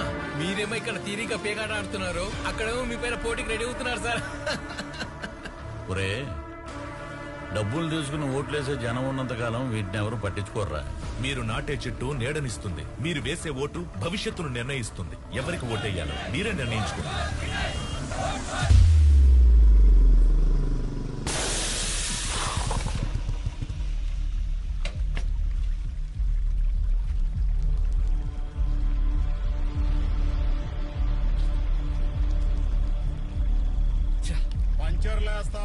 పంచర్లేస్తాం. ఏం బాబు, బండి పంచరా? అవునన్నా, కొంచెం అర్జెంటుగా వెళ్ళాలి. బండి పంచరేస్తారా? చేస్తాం. రేయ్, రాబోయే కాలానికి కాబోయే ఎమ్మెల్యే రా. పంచర్ కొంచెం గట్టిగా వేయి. నువ్వు రోజు వెళ్లే దారిలో సడన్ గా ఈ రోజే బండి పంచర్ పడిందంటే తేడా కనిపించట్లేదు. దానికి తోడు ఈ రోజే పంచరేసేవాడు కరెక్ట్ గా ఇక్కడికి రావడం చిత్రంగా ఉంది కదా. అలాగే మీరు కూడా ఎలక్షన్ లో నిలబడ్డాం చిత్రంగా లేదు. మీరంటే ఎమ్మెల్యే సార్, అసెంబ్లీకి పోతారు, మేమెక్కడికి పోతాం సార్? మళ్ళీ రౌడీజానికి వెళ్తాం. వెళ్తే ఏం జరుగుద్ది? చంపుకోవడాలు, నరుక్కోవడాలు, హత్యలు, మానభంగాలు. మేము చంపేది నరికేది ఎవరినో తెలుసా? నీ ఫ్రెండ్స్ నే. నీ లీడర్ సూర్యాన్ని అతి దారుణంగా చంపుతాం. తర్వాత మిగిలేది ఎవరో తెలుసా? మీతో తిరుగుతారు కదా ఆ తెల్లతోలు పిల్లలు. కావలసినంత వాడుకుని అనుభవించి ముంబై రెడ్ లైట్ ఏరియాకి తీసుకెళ్లి అమ్మేస్తాం. ఆలోచించుకో. రండ్రా. మీ అందరికి ఒక విషయం చెప్తాను, కానీ ఎవరు కోపడకూడదు. అయితే మేము కోప్పడే విషయం ఏదో చెప్పబోతున్నాం అన్నమాట. అది కాదురా. మరేంటో చెప్పరా, చెప్పు. మనం ఎలక్షన్స్ లో నిలబడట్లేదు. రై, నిజం చెప్పు, నిన్నెవరైనా బెదిరించారా? అలాంటిదేం లేదురా, మనం ఎలక్షన్స్ లో నిలబడట్లేదు అంతే. రై, నీ కళ్ళలో ఏదో భయం కనిపిస్తోంది, అదేంటో చెప్పు. అవునరా, భయపడుతున్నా. అయితే ఇప్పుడేంటి? ప్రాణం అంటే భయం ఉన్నోడివి ఎందుకురా ఎలక్షన్స్ లో నిలబడతానని ఒప్పుకున్నావు? రేపే నామినేషన్ కి లాస్ట్ డేట్. రేపు 3 గంటలకి ఎంఆర్ ఆఫీస్ దగ్గర అందరం వెయిట్ చేస్తూ ఉంటాం. నువ్వు వస్తున్నావు, నామినేషన్ వేస్తున్నావు. కాదు కూడదు అంటే వీళ్ళందరి సంగతి నాకు తెలీదు. నేను మాత్రం నిన్ను చంపి సముద్రంలో పడేస్తా. గుర్తుపెట్టుకో, రేపు సాయంత్రం 3 గంటలకి ఎంఆర్ఓ ఆఫీస్. రండ్రా. వినయ్, నీకోసం వెయిట్ చేస్తూ ఉంటాం.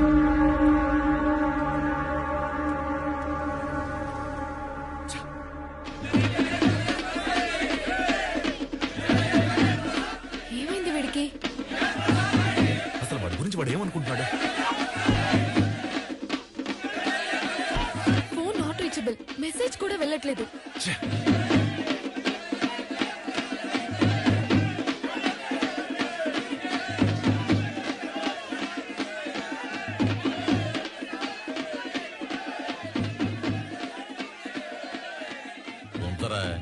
ఏదైనా కార్యక్రమానికి ఉపయోగపడతాయి. నమస్కారం ఓటర్ మహాశైలారా, మీ అమూల్యమైన ఓటును నాకే వెయ్యాలి. వేస్తారు, మీరే వేస్తారు. మంచి ముహూర్తం దాటక ముందే నామినేషన్ వేసొస్తా. నమస్తే.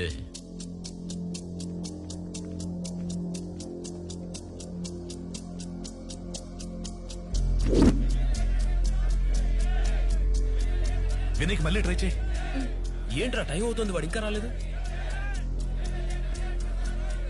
తమ్ముడు, మీ క్యాండిడేట్ ఇంకా రాలేదనుకుంటా. రావు కాలం రాబోతుంది.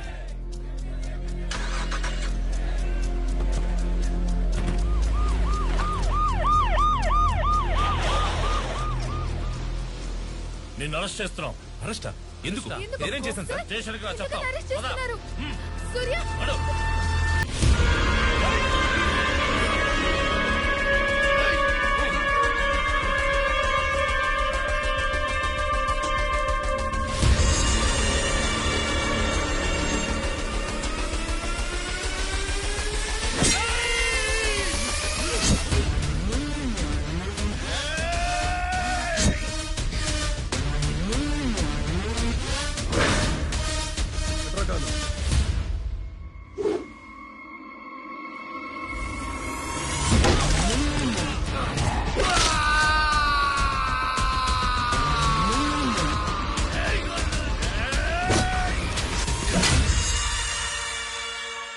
తీసుకురా. సార్ అసలు ఏం జరుగుతోంది సార్? జరుగుతుంది కాదు, నువ్వు జరిపించింది. తమ్ముడితో కొంచెం మాట్లాడాలి. Okay sir. తమ్ముడు, నీకే బుర్ర ఉందనుకున్నావు. నీ రేంజ్ కాకపోయినా నాకు కూడా ఒక చిన్నది ఉంది. నువ్వు యూజ్ చేసిన ఆయుధాన్నే నేను యూజ్ చేశాను, సోషల్ మీడియా. రేపే నామినేషన్ కి లాస్ట్ డే. నువ్వు వస్తున్నావు, నామినేషన్ వేస్తున్నావు. కాదు కూడదు అంటే నేను మాత్రం నిన్ను చంపి సముద్రంలో పడేస్తా. తమ్ముడు, పాలిటిక్స్ అంటే ఆ సముద్రం లాంటిది. దీంట్లో ప్రయాణించాలంటే షిప్ అయినా ఉండాలి, లేకపోతే బోట్ అయినా ఉండాలి. నువ్వు ఒట్టి చేతులతో ఈదాలనుకున్నావు, సముద్రం మధ్యలో మునిగిపోబోతున్నావు. నీలాంటి పనికిరానోడికేరా బోట్లు షిప్పులు కావాలి. నాకు అవసరం లేదు. నిన్ను నేను వేటాడి వెంటాడి పట్టుకుంటాను. ఎందుకంటే నేను సొర చేపన్రా. వాడు నిజంగా సొరచాపేరా? తీసుకొచ్చాడు, పడేశాడు, ఇంకా ఏం చేస్తాడు? అరే పదండ్రా.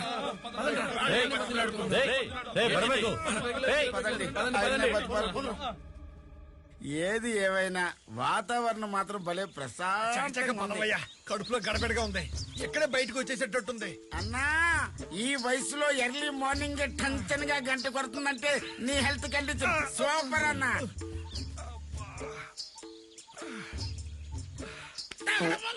అందరికి ఒకేసారి వచ్చేస్తా.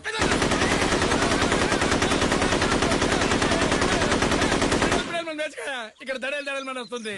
మా శబ్దాల ముందు నీ శబ్దం లెక్కేంట్రా?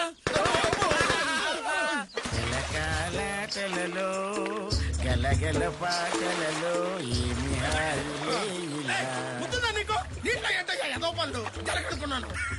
నేను మాత్రం పోవనుకున్నానా? నేను కూడా జలగా అనుకున్నా. పామంటే ఇంతుంటదా? ఇంతుంటదా నీ అబ్బా? ఒకడా అది పడుకునే పాము ఉంటది. నీకు తల్లి పావుకి పిల్ల పావుకి తేడా తెలుదా? పిల్ల బిత్తరి ఎదవా. నీ పడుకునే పాము మీ అమ్మల కడుపుల బాధ. సరిగ్గా దొడ్లోకి వెళ్ళవరు, సరిగ్గా స్నానం చేయలేవరు. ఏంటో మాకు పరిస్థితి. ఒక్కరు కాదు, ఇద్దరు కాదు, మొత్తం 120 మంది ఎమ్మెల్యేలను ప్రీ ప్లాన్ గా కిడ్నాప్ చేసి తీసుకెళ్లిపోయాడు. ఇప్పుడు ఏం చేయాలో నాకు అర్థం కావట్లేదు. ఇదంతా చేసింది నేనే అని జనానికి కానీ మీడియాకి కానీ తెలిస్తే ఇన్నేళ్లు కష్టపడిన నా పొలిటికల్ కెరియర్ సర్వనాశనం అయిపోతుంది. మీరేం వరి అవ్వకండి సార్. ఇక ఈ విషయం నాకు వదిలేయండి. కిడ్నాపర్ల నుండి ఎమ్మెల్యేలను ఎలా సేఫ్ గా తీసుకురావాలో నేను చూసుకుంటాను. కిరణ్ సార్, ధృవ ఎక్కడున్నాడో ఇమ్మీడియట్ గా వచ్చి నా ఆఫీస్ లో నన్ను కలవమని చెప్పండి. Okay sir. ఉంటాను సార్.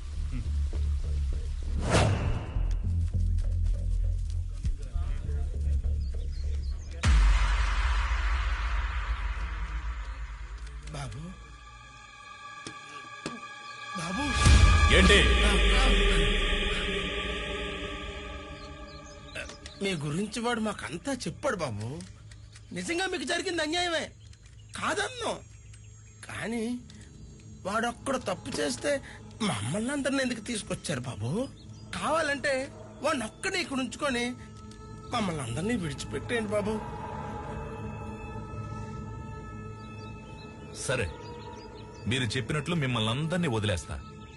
దానికి ముందు మీ అందరినీ ఓ 3 ప్రశ్నలు అడుగుతా. కరెక్ట్ గా సమాధానం చెప్పారనుకోండి, ఈ రోజే ఇప్పుడే వదిలేస్తా. Question number 1. మీలో సన్నీ లియోన్ ఎంతమందికి తెలుసు? ఎందుకు తెలియదు సార్, ఆవిడ నాకు ఎంతో ఇష్టమైన సార్. ఆవిడ వీడియోలు చూడకుండా నిద్రపడదు అనుకోండి. Question number 2. పూజా హెగ్డే ఎంతమందికి తెలుసు? బాబు పూజా హెగ్డే పెద్ద హార్డ్ కోర్ ఫ్యాన్ బాబు. బాబు నువ్వు అడిగితే ఏదైనా కాదంటానా, నువ్వు అడిగితే ఏదైనా కాదంటానా. బాబు లేటెస్ట్ హిట్ అలవైకుంటా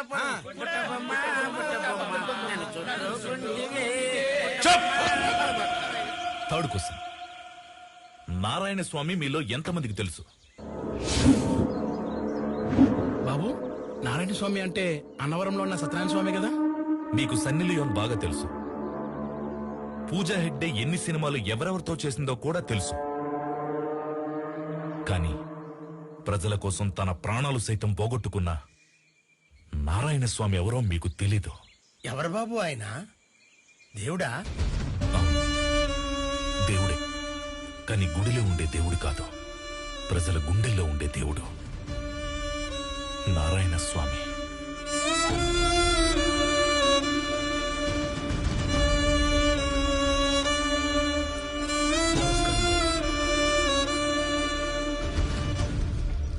నమస్తే అమ్మా. నమస్తే నమస్తే.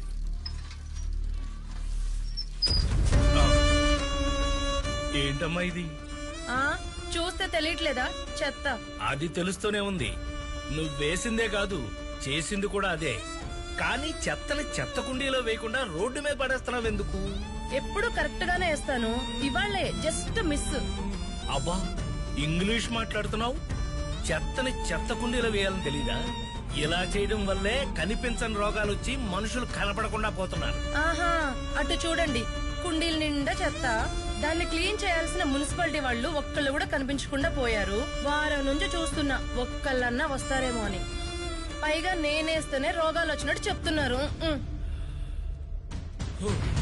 లోకం మారదురా నీ మాటకి, నీ అరుపే వినరే ఏ నాటికి. కృంగిపోకు, నలిగిపోకు, విశ్వాసమే తోడుండగా ఎదిరిపోకు, నీ ఆశలు బలముండగా అలిసిపోకు, నీ ధైర్యమే జలముండగా. Hello, municipality ఆఫీసా? ఎవరు? నారాయణ స్వామి గారా? ఎలా కనిపెట్టేశావు? ఫోన్ లో కెమెరా పెట్టావా ఏంటి? అదేం లేదు సార్, మన గవర్నమెంట్ ఆఫీస్ లో ల్యాండ్ ఫోన్ మోగిందంటే అది మీ ఫోనే సార్. చెప్పండి. సుందరయ్య కాలనీలో చెత్త కుండీ అంతా నిండిపోయిందయ్యా. కాలనీ అంతా కంపు కొట్టేస్తాం, దాన్ని క్లీన్ చేయించొచ్చు కదా. ఓ అదే, ఆ చెత్త తీసే పని మాది కాదండి, ప్రైవేట్ వాళ్ళకి కాంట్రాక్ట్ ఇచ్చాం. ఏంటి, చెత్త క్లీన్ చేసే పని కూడా ప్రైవేట్ వాళ్ళకి ఇచ్చారా? మరి మీరేం చేస్తున్నారు? మీలాంటి వాళ్ళు అడిగే సందేహాలకు సమాధానం ఇస్తుంటాంలేండి. సరే, ఆ contractor number. Hello, contractor Gangadharam గారా? అవును, మీరెవరు? నేను నారాయణ స్వామి. సుందరయ్య నగరు చెత్త క్లీనింగ్ చేసే కాంట్రాక్ట్ తీసుకుంది మీరే కదా? అవును, నేనే. ఇక్కడ చెత్త కుండీ మొత్తం నిండిపోయి కాలనీ అంతా కంపు కొట్టేస్తుంది. దీన్ని క్లీన్ చేయరు ఎందుకని? ఓ అదా, పాత టెండర్ పూర్తయిపోయింది సార్. కొత్త టెండర్ వచ్చే నెలలో వేస్తున్నాం. ఆ టెండర్ వచ్చిన తర్వాతే క్లీన్ చేస్తాం. అప్పుడు దాకా ఇలా వదిలేస్తారా? కాస్త బాధ్యత ఉండాలండి. అంత బాధ్యత ఉన్నాడు, నువ్వే క్లీన్ చేయొచ్చుగా. ఇక్కడ ఇంత శుభ్రంగా ఉంది, ఇక్కడ పోస్తున్నావేంటి? అక్కడ పబ్లిక్ టాయిలెట్స్ ఉన్నాయి కదా, అక్కడికి వెళ్ళు. ఒరేయ్, అక్కడికి వెళ్తే వాడు 2 రూపాయలు అడుగుతాడ్రా. తాగడానికి నీళ్ళే రూపాయరా, కానీ ఉచ్చ పోసుకోవడానికి 2 రూపాయలా? ఎలా వెళ్ళు. పోతున్నావులే.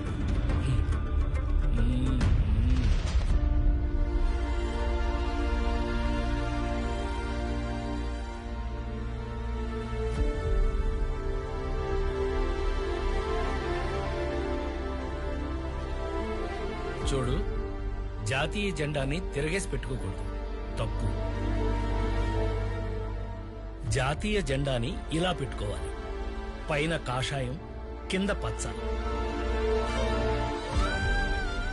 దా, జెండా ఎగరి.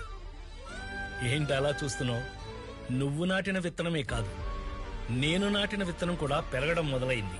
మహావృక్షం అయిపోతుంది. దా ఎగరే.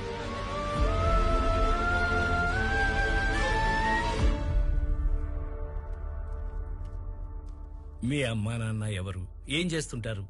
మా అమ్మా నాన్న గంజాయి వ్యాపారం చేసేవాళ్ళు. పోలీసు వాళ్ళు కొట్టడం వల్ల మా నాన్న చనిపోయాడు. మా అమ్మ జైల్లో ఉంది. నువ్వు చదువుకోట్లేదా? చదివేవాణ్ణి. మా అమ్మ చదువు మానేసి గంజాయి వ్యాపారానికి వెళ్ళు అనేది. అందుకే నన్ను మా అమ్మ బడికి పంపించలేదు. నేను బడికెళ్ళి చదువుకోలేదు. ఇప్పుడు చదువుకుంటావా? చదువుతాను.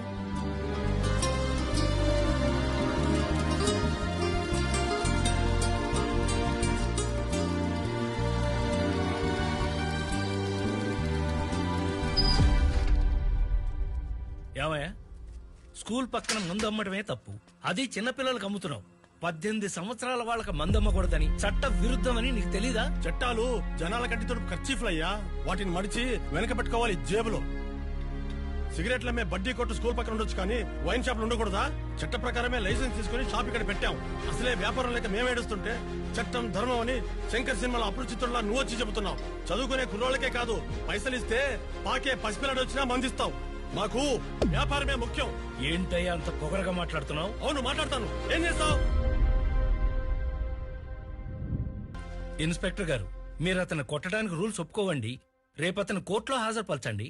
అక్కడ మద్యం దుకాణం మూయించేసి మీరు మా కోసం మంచి పని చేశారయ్యా. నిజంగా మీలాంటి వాళ్ళు నాయకులైతే మాలాంటి వాళ్ళ కోసం ఇంకెన్నో మంచి పనులు చేస్తారయ్యా.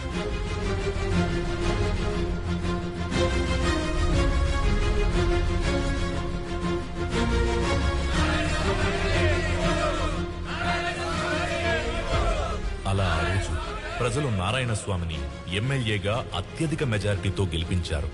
తనను గెలిపించిన ప్రజల కోసం ఏదైనా చెయ్యాలనే తపనతో ప్రజల కష్టసుఖాలు తెలుసుకోవడానికి ప్రతి ఇంటి గడప తొక్కాడు.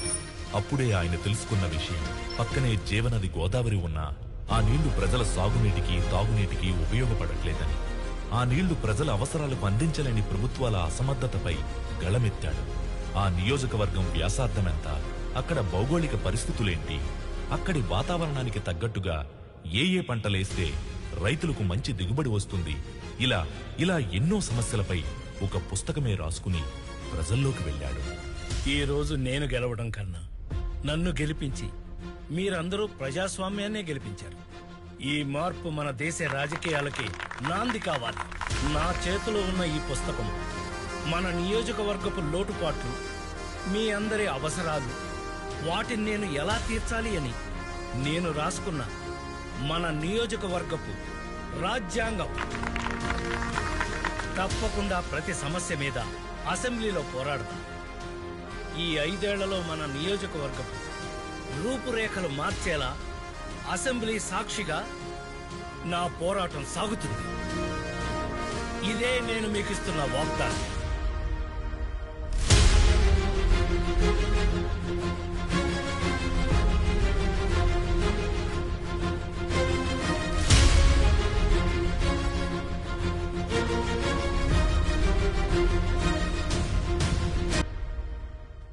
అధ్యక్ష, ఇది మా నియోజకవర్గ సమస్యల పుస్తకం. తమరు కొంచెం సమయం కేటాయిస్తే మా నియోజకవర్గ సమస్యలన్నీ మీకు విన్నవించుకుంటారు.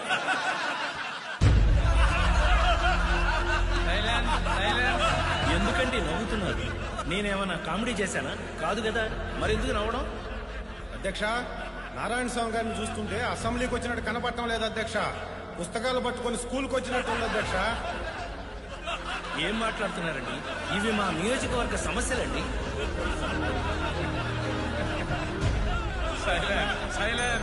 స్పీకర్ గారు సైలెన్సర్ అని నవ్వుతారేంటండి?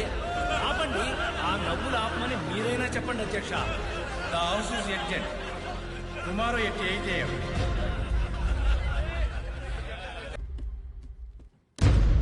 భాస్కర్ రెడ్డి గారు, ఇప్పుడు మీరు మాట్లాడండి. అధ్యక్ష, గత ప్రభుత్వం యొక్క దిక్కుమాలిన పాలన వల్ల ఈ రాష్ట్రం మొత్తం భ్రష్టు పట్టిపోయింది అధ్యక్ష. ఎందుకు భ్రష్టు పట్టిపోయింది అంటున్నానంటే అధ్యక్ష, రాష్ట్రంలో రామరాజ్యంలో ఉండాల్సిన పాలన రాక్షస రాజ్యంలో మారిపోయింది అధ్యక్ష. అందుకే అధ్యక్ష ఇలా మాట్లాడాల్సి వస్తుంది. ఏం మాట్లాడుతున్నావు నువ్వు? మమ్మల్ని రాక్షస పాలన అంటావా? నోరుందని ఇష్టం వచ్చేట్లు మాట్లాడుకో భాస్కర్ రెడ్డి. ఈ 5 సంవత్సరాలు నువ్వు ఎలా పరిపాలిస్తావో అది చూస్తాను నేను. ఏంటే నువ్వు చూసేదే? నోరు మూసుకొని కూర్చో. కూర్చోరయ్యా, కూర్చోరు. ఏం చేస్తావు? ఏం చేస్తానా? ఆ మెజారిటీ ఎంతో తెలుసుగా, 100 మంది. మేము తలుసుకున్నామంటే మీలో ఒక్కడ కూడా ఈ అసెంబ్లీ దాటి బయటికి పోలేడు. కురుక్షేత్రంలో కౌరవులు కూడా మీలాగే 100 మంది. కానీ ఏమయ్యారో తెలుసుగా, ఎక్కడెవరో చేతి గాజులు వేసుకోలేదు. మాట్లాడించాలు. కూర్చో కూర్చో. మీరెవరైనా మమ్మల్ని కూర్చోమంటానికి? ఇప్పుడు మీ ముందు చెప్తున్నాను, మాకు కానీ చక్కెరాగిందంటే నిజంగా మీలో ఎవడో అసెంబ్లీ దాటి బయటికి వెళ్ళరా. ఏంట్రా వెళ్ళలేంది అంటే కొట్టేస్తారా? దమ్ముంటే రండిరా చూసుకుందాం. ఏంట్రా మీరు ఊరుకున్న కొద్ది పెద్ద రెచ్చిపోతున్నారు? మమ్మల్ని రెచ్చగొట్టింది నువ్వే. రెచ్చగొట్టే రెచ్చిపోకుండా ఉండటానికి మేమేమైనా తడుగుడేసుకుని ఉన్నావా, లేకపోతే మీలాగా పౌరుషం లేనివాడవా? ఏంటి పౌరుషమా? అయితే రండి, ఇప్పుడే ఇక్కడ తేల్చుకుందాం. మీరు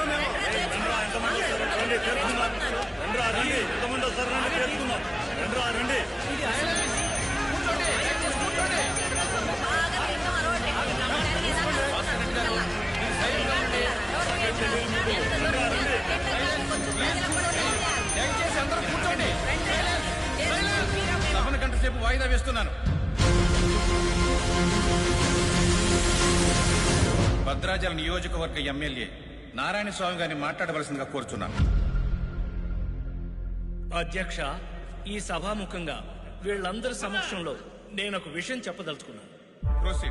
అధ్యక్ష, ఇక్కడ ఉన్న వాళ్ళందరూ ప్రజాప్రతినిధులే. ప్రజలు ఓటేస్తే గెలిచిన వాళ్లే.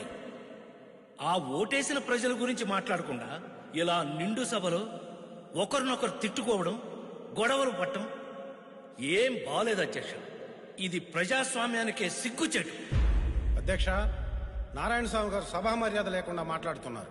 జనాలు గుడ్డిగా ఓట్లేస్తే గెలిచి ఇక్కడికి వచ్చి కూర్చోలేదు అధ్యక్ష. మేము అలాంటి మమ్మల్ని పట్టుకొని సిగ్గులేని వాళ్ళు అంటాడా? ఈ విషయం మీద నారాయణ స్వామి గారు వెంటనే మాకు క్షమాపణ చెప్పి తీరాల్సిందే.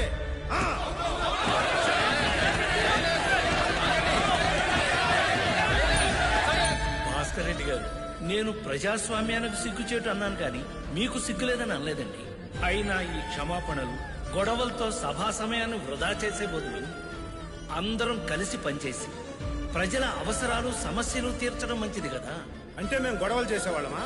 మా ముఖ్యమంత్రికి మాకు ఎలా పరిపాలించాలో నువ్వు చెప్తున్నావా? అధ్యక్ష, ఇక్కడున్న ముఖ్య నాయకులందరికీ ఈ సందర్భంగా నారాయణ స్వామి గారు క్షమాపణ చెప్పి తీరాల్సిందే.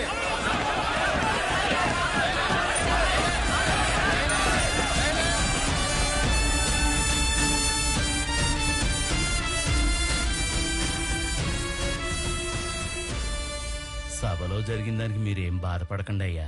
అన్ని సర్దుకొని మళ్ళీ మన సమస్యలు చెప్పుకునే అవకాశం మీకు వస్తుందయ్యా. మగవాడికి మైకిస్తే ఏంటి ప్రయోజనం? ఎన్ని అవకాశాలు వస్తే మాత్రం ఏం ఉపయోగం? గొంతు విప్పి మాట్లాడితే కదా. గోందు, ఏం మాట్లాడుతున్నావు నువ్వు? పిచ్చి పిచ్చిగా ఉందా? నోరు మూసుకొని ఎక్కడి నుంచి ఎలా? ఆడి మాటలు మీరేం పట్టించుకోకండి అయ్యా. వాడన్న దాంట్లో తప్పేం లేదు సుబ్బయ్య. మీరు వాడిలో ఆవేశాన్ని చూస్తున్నారు, నేను వాడిలో ఆవేదన చూస్తున్నాను.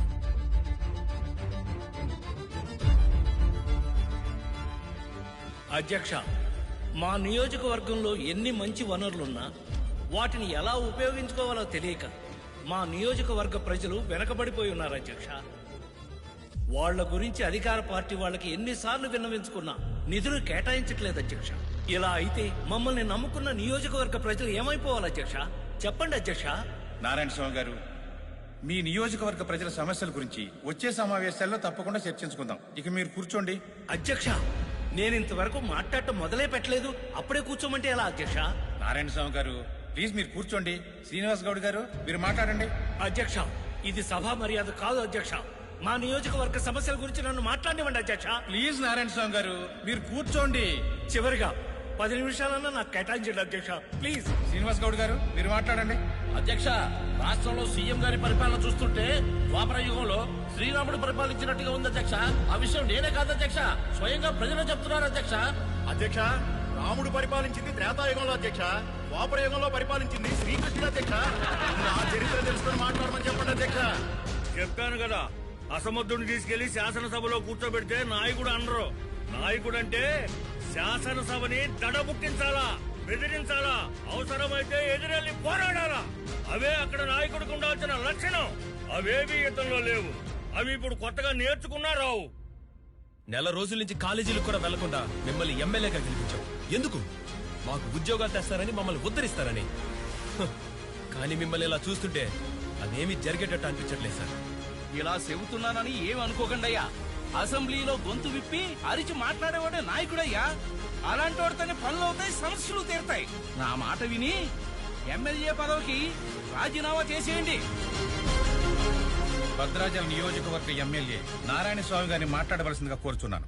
అధ్యక్ష, మా నియోజకవర్గం చుట్టూ నీళ్లున్నా ఒక్క గుక్క నీళ్లు కూడా తాగడానికి పనికిరావు అధ్యక్ష.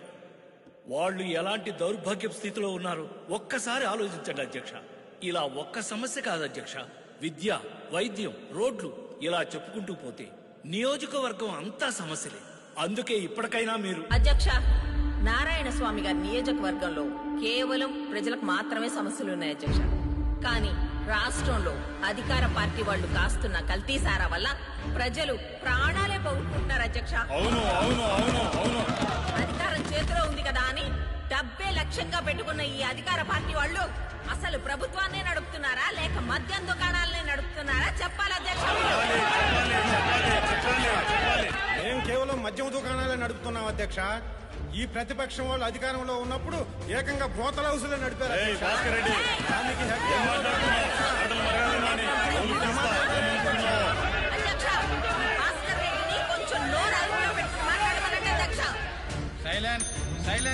నేను మాట్లాడిన దాంట్లో తప్పే ఉంది అధ్యక్ష. ఈ రమాదేవి గారు ఏంటో, ఈవిడ చరిత్ర ఏంటో, ఒకప్పుడు చిలకలూరుపేటలో ఏం చేసిందో అందరికి తెలిసిందే అధ్యక్ష. ఇది శాసనసభ లేకపోతే కురుసభ? సిగ్గులేదు మీ అందరికీ? అధికార పార్టీ పాలించాలి, ప్రతిపక్ష పార్టీ ప్రశ్నించాలి. కానీ మీరేం చేస్తున్నారు? ఇందుకేనా ప్రజలందరూ మిమ్మల్ని గెలిపించి ఇక్కడికి పంపించింది? జనం మారాలి, జనం మారాలి అని గొంతెత్తి అరవడం కాదు. 5 కోట్ల మంది ప్రజల్లో కేవలం 290 మంది మాత్రమే ఇక్కడికి వచ్చాం. అంటే మారాల్సింది ప్రజలు కాదు, మనము అని తెలుసుకోండి.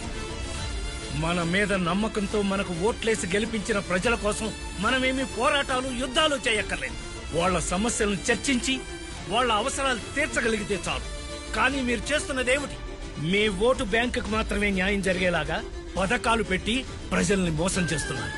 ఇదంతా నా చొక్కా చెరిగిందను, నా ఒంటి మీద దెబ్బ పడిందనో చెప్పట్లేదు.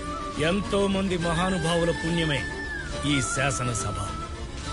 అలాంటి ఈ శాసనసభలో ఉండాల్సింది మీలాంటి నాయకులు కాదు. ఒక టంగుటూరు ప్రకాశం, ఒక పుచ్చలపల్లి సుందరయ్య, ఒక వావిలాల గోపాలకృష్ణ లాంటి వాళ్ళు. అలాంటి వాళ్లే ఈ శాసనసభకు రావాలి. అప్పుడు గాని ఈ రాష్ట్రం గాని ఈ దేశం గాని బాగుపడదు.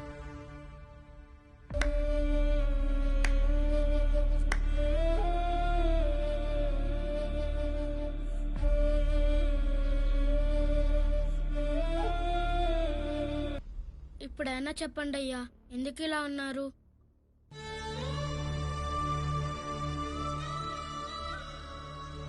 ఓడిపోయానురా. జనానికి మాటిచ్చి నిలబెట్టుకోలేని అసమర్థుడైపోయాను. ఏమైందయ్యా, ఎందుకు ఇలా మాట్లాడుతున్నారు? అధికారంలోకి రాగానే ఏమైనా చేయగలం అనుకునే రాజకీయ నాయకుల్ని మార్చాలరా. అది ఎప్పుడైతే జరుగుద్దో అప్పుడే ఈ సమాజం బాగుపడుతుంది. అయితే వాళ్ళని నేను మారుస్తానయ్యా. ఏంటి, నువ్వు మారుస్తావా? అవునయ్యా, నేను మారుస్తా. ఏది, అలాగే నాకు మాటివ్వు. మాటిస్తున్నానయ్యా, నిజంగానే వాళ్ళందరినీ నేను మారుస్తాను.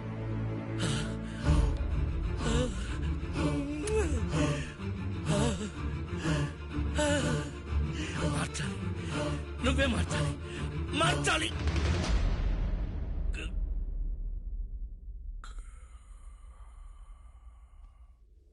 మాకు ఏంటయ్యా సంబంధం?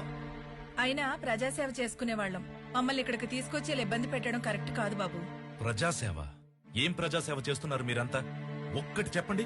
నెల తిరగకుండానే రేషన్ ఇస్తున్నాం, ముసలాళ్ళకి వికలాంగులకి ప్రతి నెల పెన్షన్ ఇస్తున్నాం, నిరుద్యోగులకు నిరుద్యోగ భృతి ఇస్తున్నాం, ఇన్ని మంచి పనులు చేస్తున్నాం. ఇవన్నీ సేవ కాదా? ప్రజాసేవ చేయడం అంటే టైంకి రేషన్ బియ్యం, కందిపప్పు ఇవ్వడం కాదు సార్. అయినా 20 ఏళ్ల కుర్రాడికి ఎందుకు సార్ నిరుద్యోగ భృతి? వాడు కష్టపడలేడా? 2 ఎకరాల రైతుకి ఎందుకు సార్ రేషన్ బియ్యం? వాడు పండించుకోలేడా? మీ ప్రభుత్వ పథకాల వల్ల కష్టపడే తత్వం, పండించే సామర్థ్యం చచ్చి బద్ధకం నిద్రలేస్తోంది సార్. ఏ రోజైతే మీ ఉచిత పథకాల కన్నా కష్టపడటమే ఉత్తమం అని ప్రజలు ఎప్పుడైతే నమ్ముతారో ఆ రోజే మీరు నిజమైన ప్రజాసేవ చేసినట్లు సార్. అంటే మా మీద నమ్మకం లేకుండానే ప్రజలు మమ్మల్ని గెలిపిస్తున్నారా? మీ పేరు మారుతురావు కదా? అవును. మీ నియోజకవర్గం రామాపురం కదా? అవును, రామాపురమే. మీ రామాపురం గురించి మీకేం తెలుసు కొంచెం చెప్పండి సార్. ఏముందండి రామాపురంలో? 4 మండలాలు, 6 గవర్నమెంట్ ఆసుపత్రులు, 20 ప్రైవేట్ ఆసుపత్రులు, 12 సినిమా థియేటర్లు, 130 వైన్ షాపులు. అంతేగాక ఓటర్లు అంటారా, రెడ్లు 50,000 మంది, కాపులు 70,000 మంది, మిగతా ఓసీ క్యాస్ట్లు అన్ని కలిపి 1,00,000. అది కాకుండా బీసీ, ఎస్సీ, ఎస్టీలు మొత్తం కలిపి 2 లక్షల మంది ఓట్లు. అంతేకాదండోయ్, డైరెక్టర్ సుకుమార్ గారు, హీరోయిన్ అంజలి పుట్టింది ఇక్కడే. ఇంకేం కావాలండి? Nice information sir. అదే రామాపురంలో ఒకప్పుడు వేలల్లో ఉండే రైతులు ఇప్పుడు 100లోకి ఎందుకు వచ్చారో తెలుసా సార్? తెలీదయ్యా, మా నియోజకవర్గం గురించి మాకేం తెలీదు. నీకేం తెలుసో చెప్పు. రామాపురం మొత్తం ఓటర్ల సంఖ్య 4,80,000. అందులో పురుషులు 2,50,000, స్త్రీలు 2,28,000. మిగిలిన వాళ్ళు థర్డ్ జెండర్. అక్కడ వర్షపాతం, నీటి సదుపాయం ఎక్కువగా ఉండడం వల్ల వరి, చెరుకు వంటి పంటలకు ఆ నేల అనుకూలం. ఇక సమస్యల విషయానికొస్తే రామాపురం మెయిన్ సెంటర్ లోనే పెద్ద డంపింగ్ యార్డ్ ఉంది. ఇంకా అక్కడ రోడ్ల గురించి మనం ఎంత తక్కువ మాట్లాడుకుంటే అంత మంచిది. ఆయన అధికార పార్టీ ఎమ్మెల్యే. మీరు ప్రశ్నించడంలో అర్థం ఉంది. మరి మేం ప్రతిపక్షంలో ఉన్నాం కదా, వాళ్లతో పాటు మమ్మల్ని ఎందుకు తీసుకొచ్చినట్టు? ఒక ప్రతిపక్ష పార్టీగా మీకు గవర్నమెంట్ సపోర్ట్ లేకపోవచ్చు, కానీ వాయిస్ రైజ్ చేయడానికి అసెంబ్లీ ఉంది కదా, అక్కడెందుకు మాట్లాడరు సమస్యలపైన? ప్రజలు ఓట్లేసి అసెంబ్లీకి పంపింది వాళ్ళకేదో మంచి చేస్తారన్న నమ్మకంతో. కానీ పెట్రోల్ రేటు పెరిగితే పట్టింపు లేదు, ఉల్లి ధర ఊసే లేదు. రైతుల ఆత్మహత్యలు మనకు కేవలం ఒక వార్త మాత్రమే. మారాలి, మన ఆలోచన ధోరణి మారాలి, మనం ప్రవర్తించే తీరు మారాలి. మేం మారాలని చెప్తున్నారు సరే, మరి జన సంగతి ఏంటి? వాళ్ళు నోట్లు తీసుకుని ఓట్లేయట్లేదా? వాళ్ళకేం చెప్తారు? డబ్బు తీసుకుని ఓట్లేయమని జనానికి నేర్పింది ఎవరు? మీ రాజకీయ నాయకులు కాదా? ఓటుకు నోటు ఆశించే వాళ్లే కాదు సార్, ఓటుకు న్యాయం కావాలని ఆశించే వాళ్ళు కూడా ఉన్నారు. మీరేం చేస్తుంటారు? ఆటో నడుపుతానండి. మరి ఈ పోస్టర్లు అంటించడం ఏంటి? నాన్న కోసం ఈ మాత్రం చేయకపోతే బాగోదు కదండి. ఎందుకు?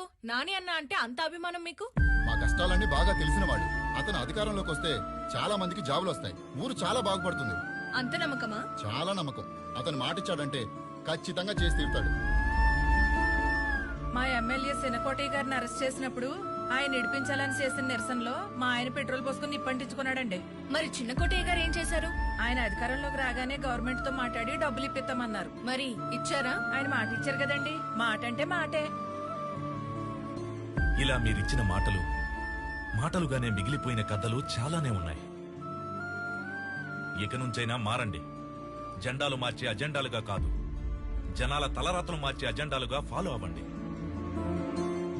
కాదు కూడదు, మేము ఇలానే ఉంటాం, ప్రజల్ని డబ్బుతో కొంటామంటే ఇక్కడ నుండి ఒక్కడు కూడా ప్రాణాలతో బయటికి వెళ్ళడం. సూర్య, వీళ్ళకి ఎంత చెప్పినా వీళ్ళు మారరు సూర్య. వీళ్ళు ఇలానే ఉంటారు. నా మాట విని వీళ్ళని చంపేద్దాం సూర్య. అరే ఉండవా, ఉండు. బ్రదరు, మీరు చంపాలనుకుంటే మమ్మల్ని చంపేయండి, కానీ చనిపోయే ముందు మేమందరం మారాలనుకుంటున్నాం. మాకు ఒక ఛాన్స్ ఇవ్వండి. ఇన్నాళ్ళు ప్రజల సొమ్ముని ఎలా దోచుకోవాలని ఆలోచించాం. ఇప్పుడు నువ్వు ఒక్క అవకాశం ఇస్తే ఆ ప్రజల సొమ్మును ప్రజలకు ఎలా పంచాలో ఆలోచిస్తాం. ఆ నారాయణ స్వామి గారి కన్న కలల్ని మేము నిజం చేసి చూపిస్తాం.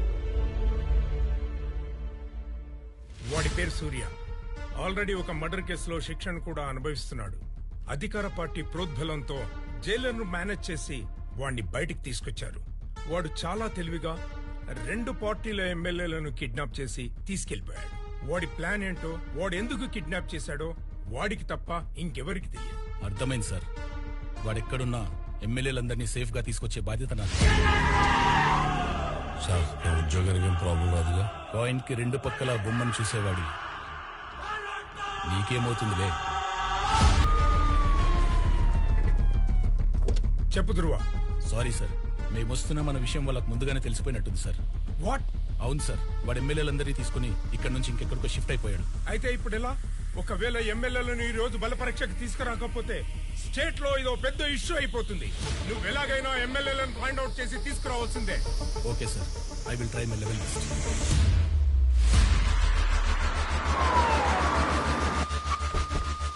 ఇదిగోండి మేడం ఫైలు.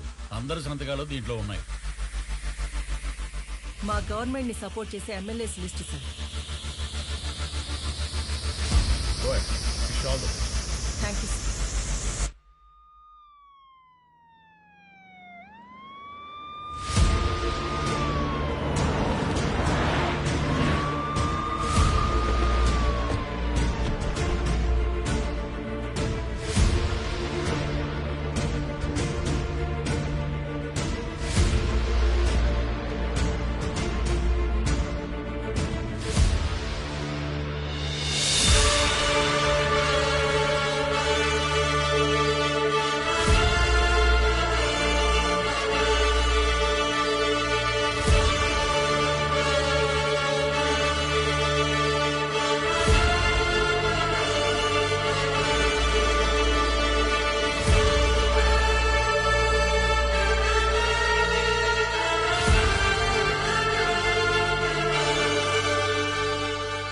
రాష్ట్రానికి మొట్టమొదటి మహిళా చీఫ్ మినిస్టర్ గా ఎన్నికైనందుకు కంగ్రాచులేషన్ శ్యామలా భరత్ గారు.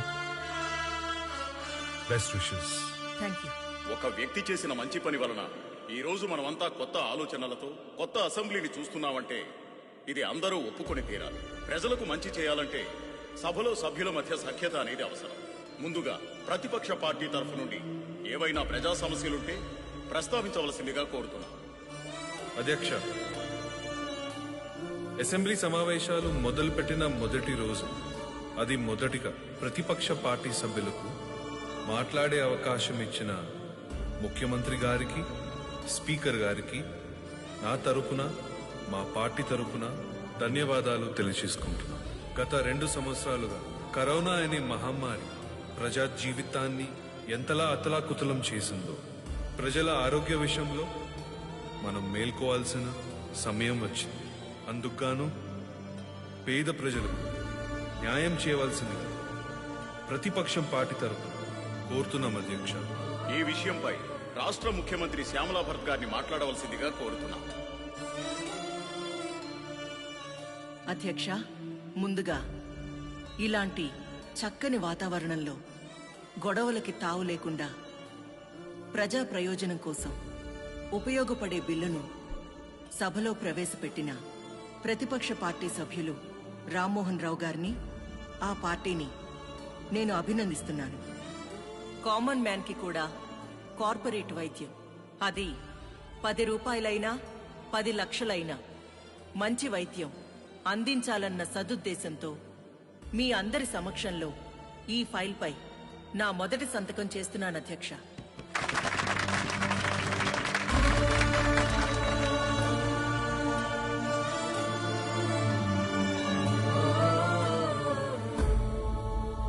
మొత్తానికి నువ్వు అనుకున్నది సాధించావు సూర్య.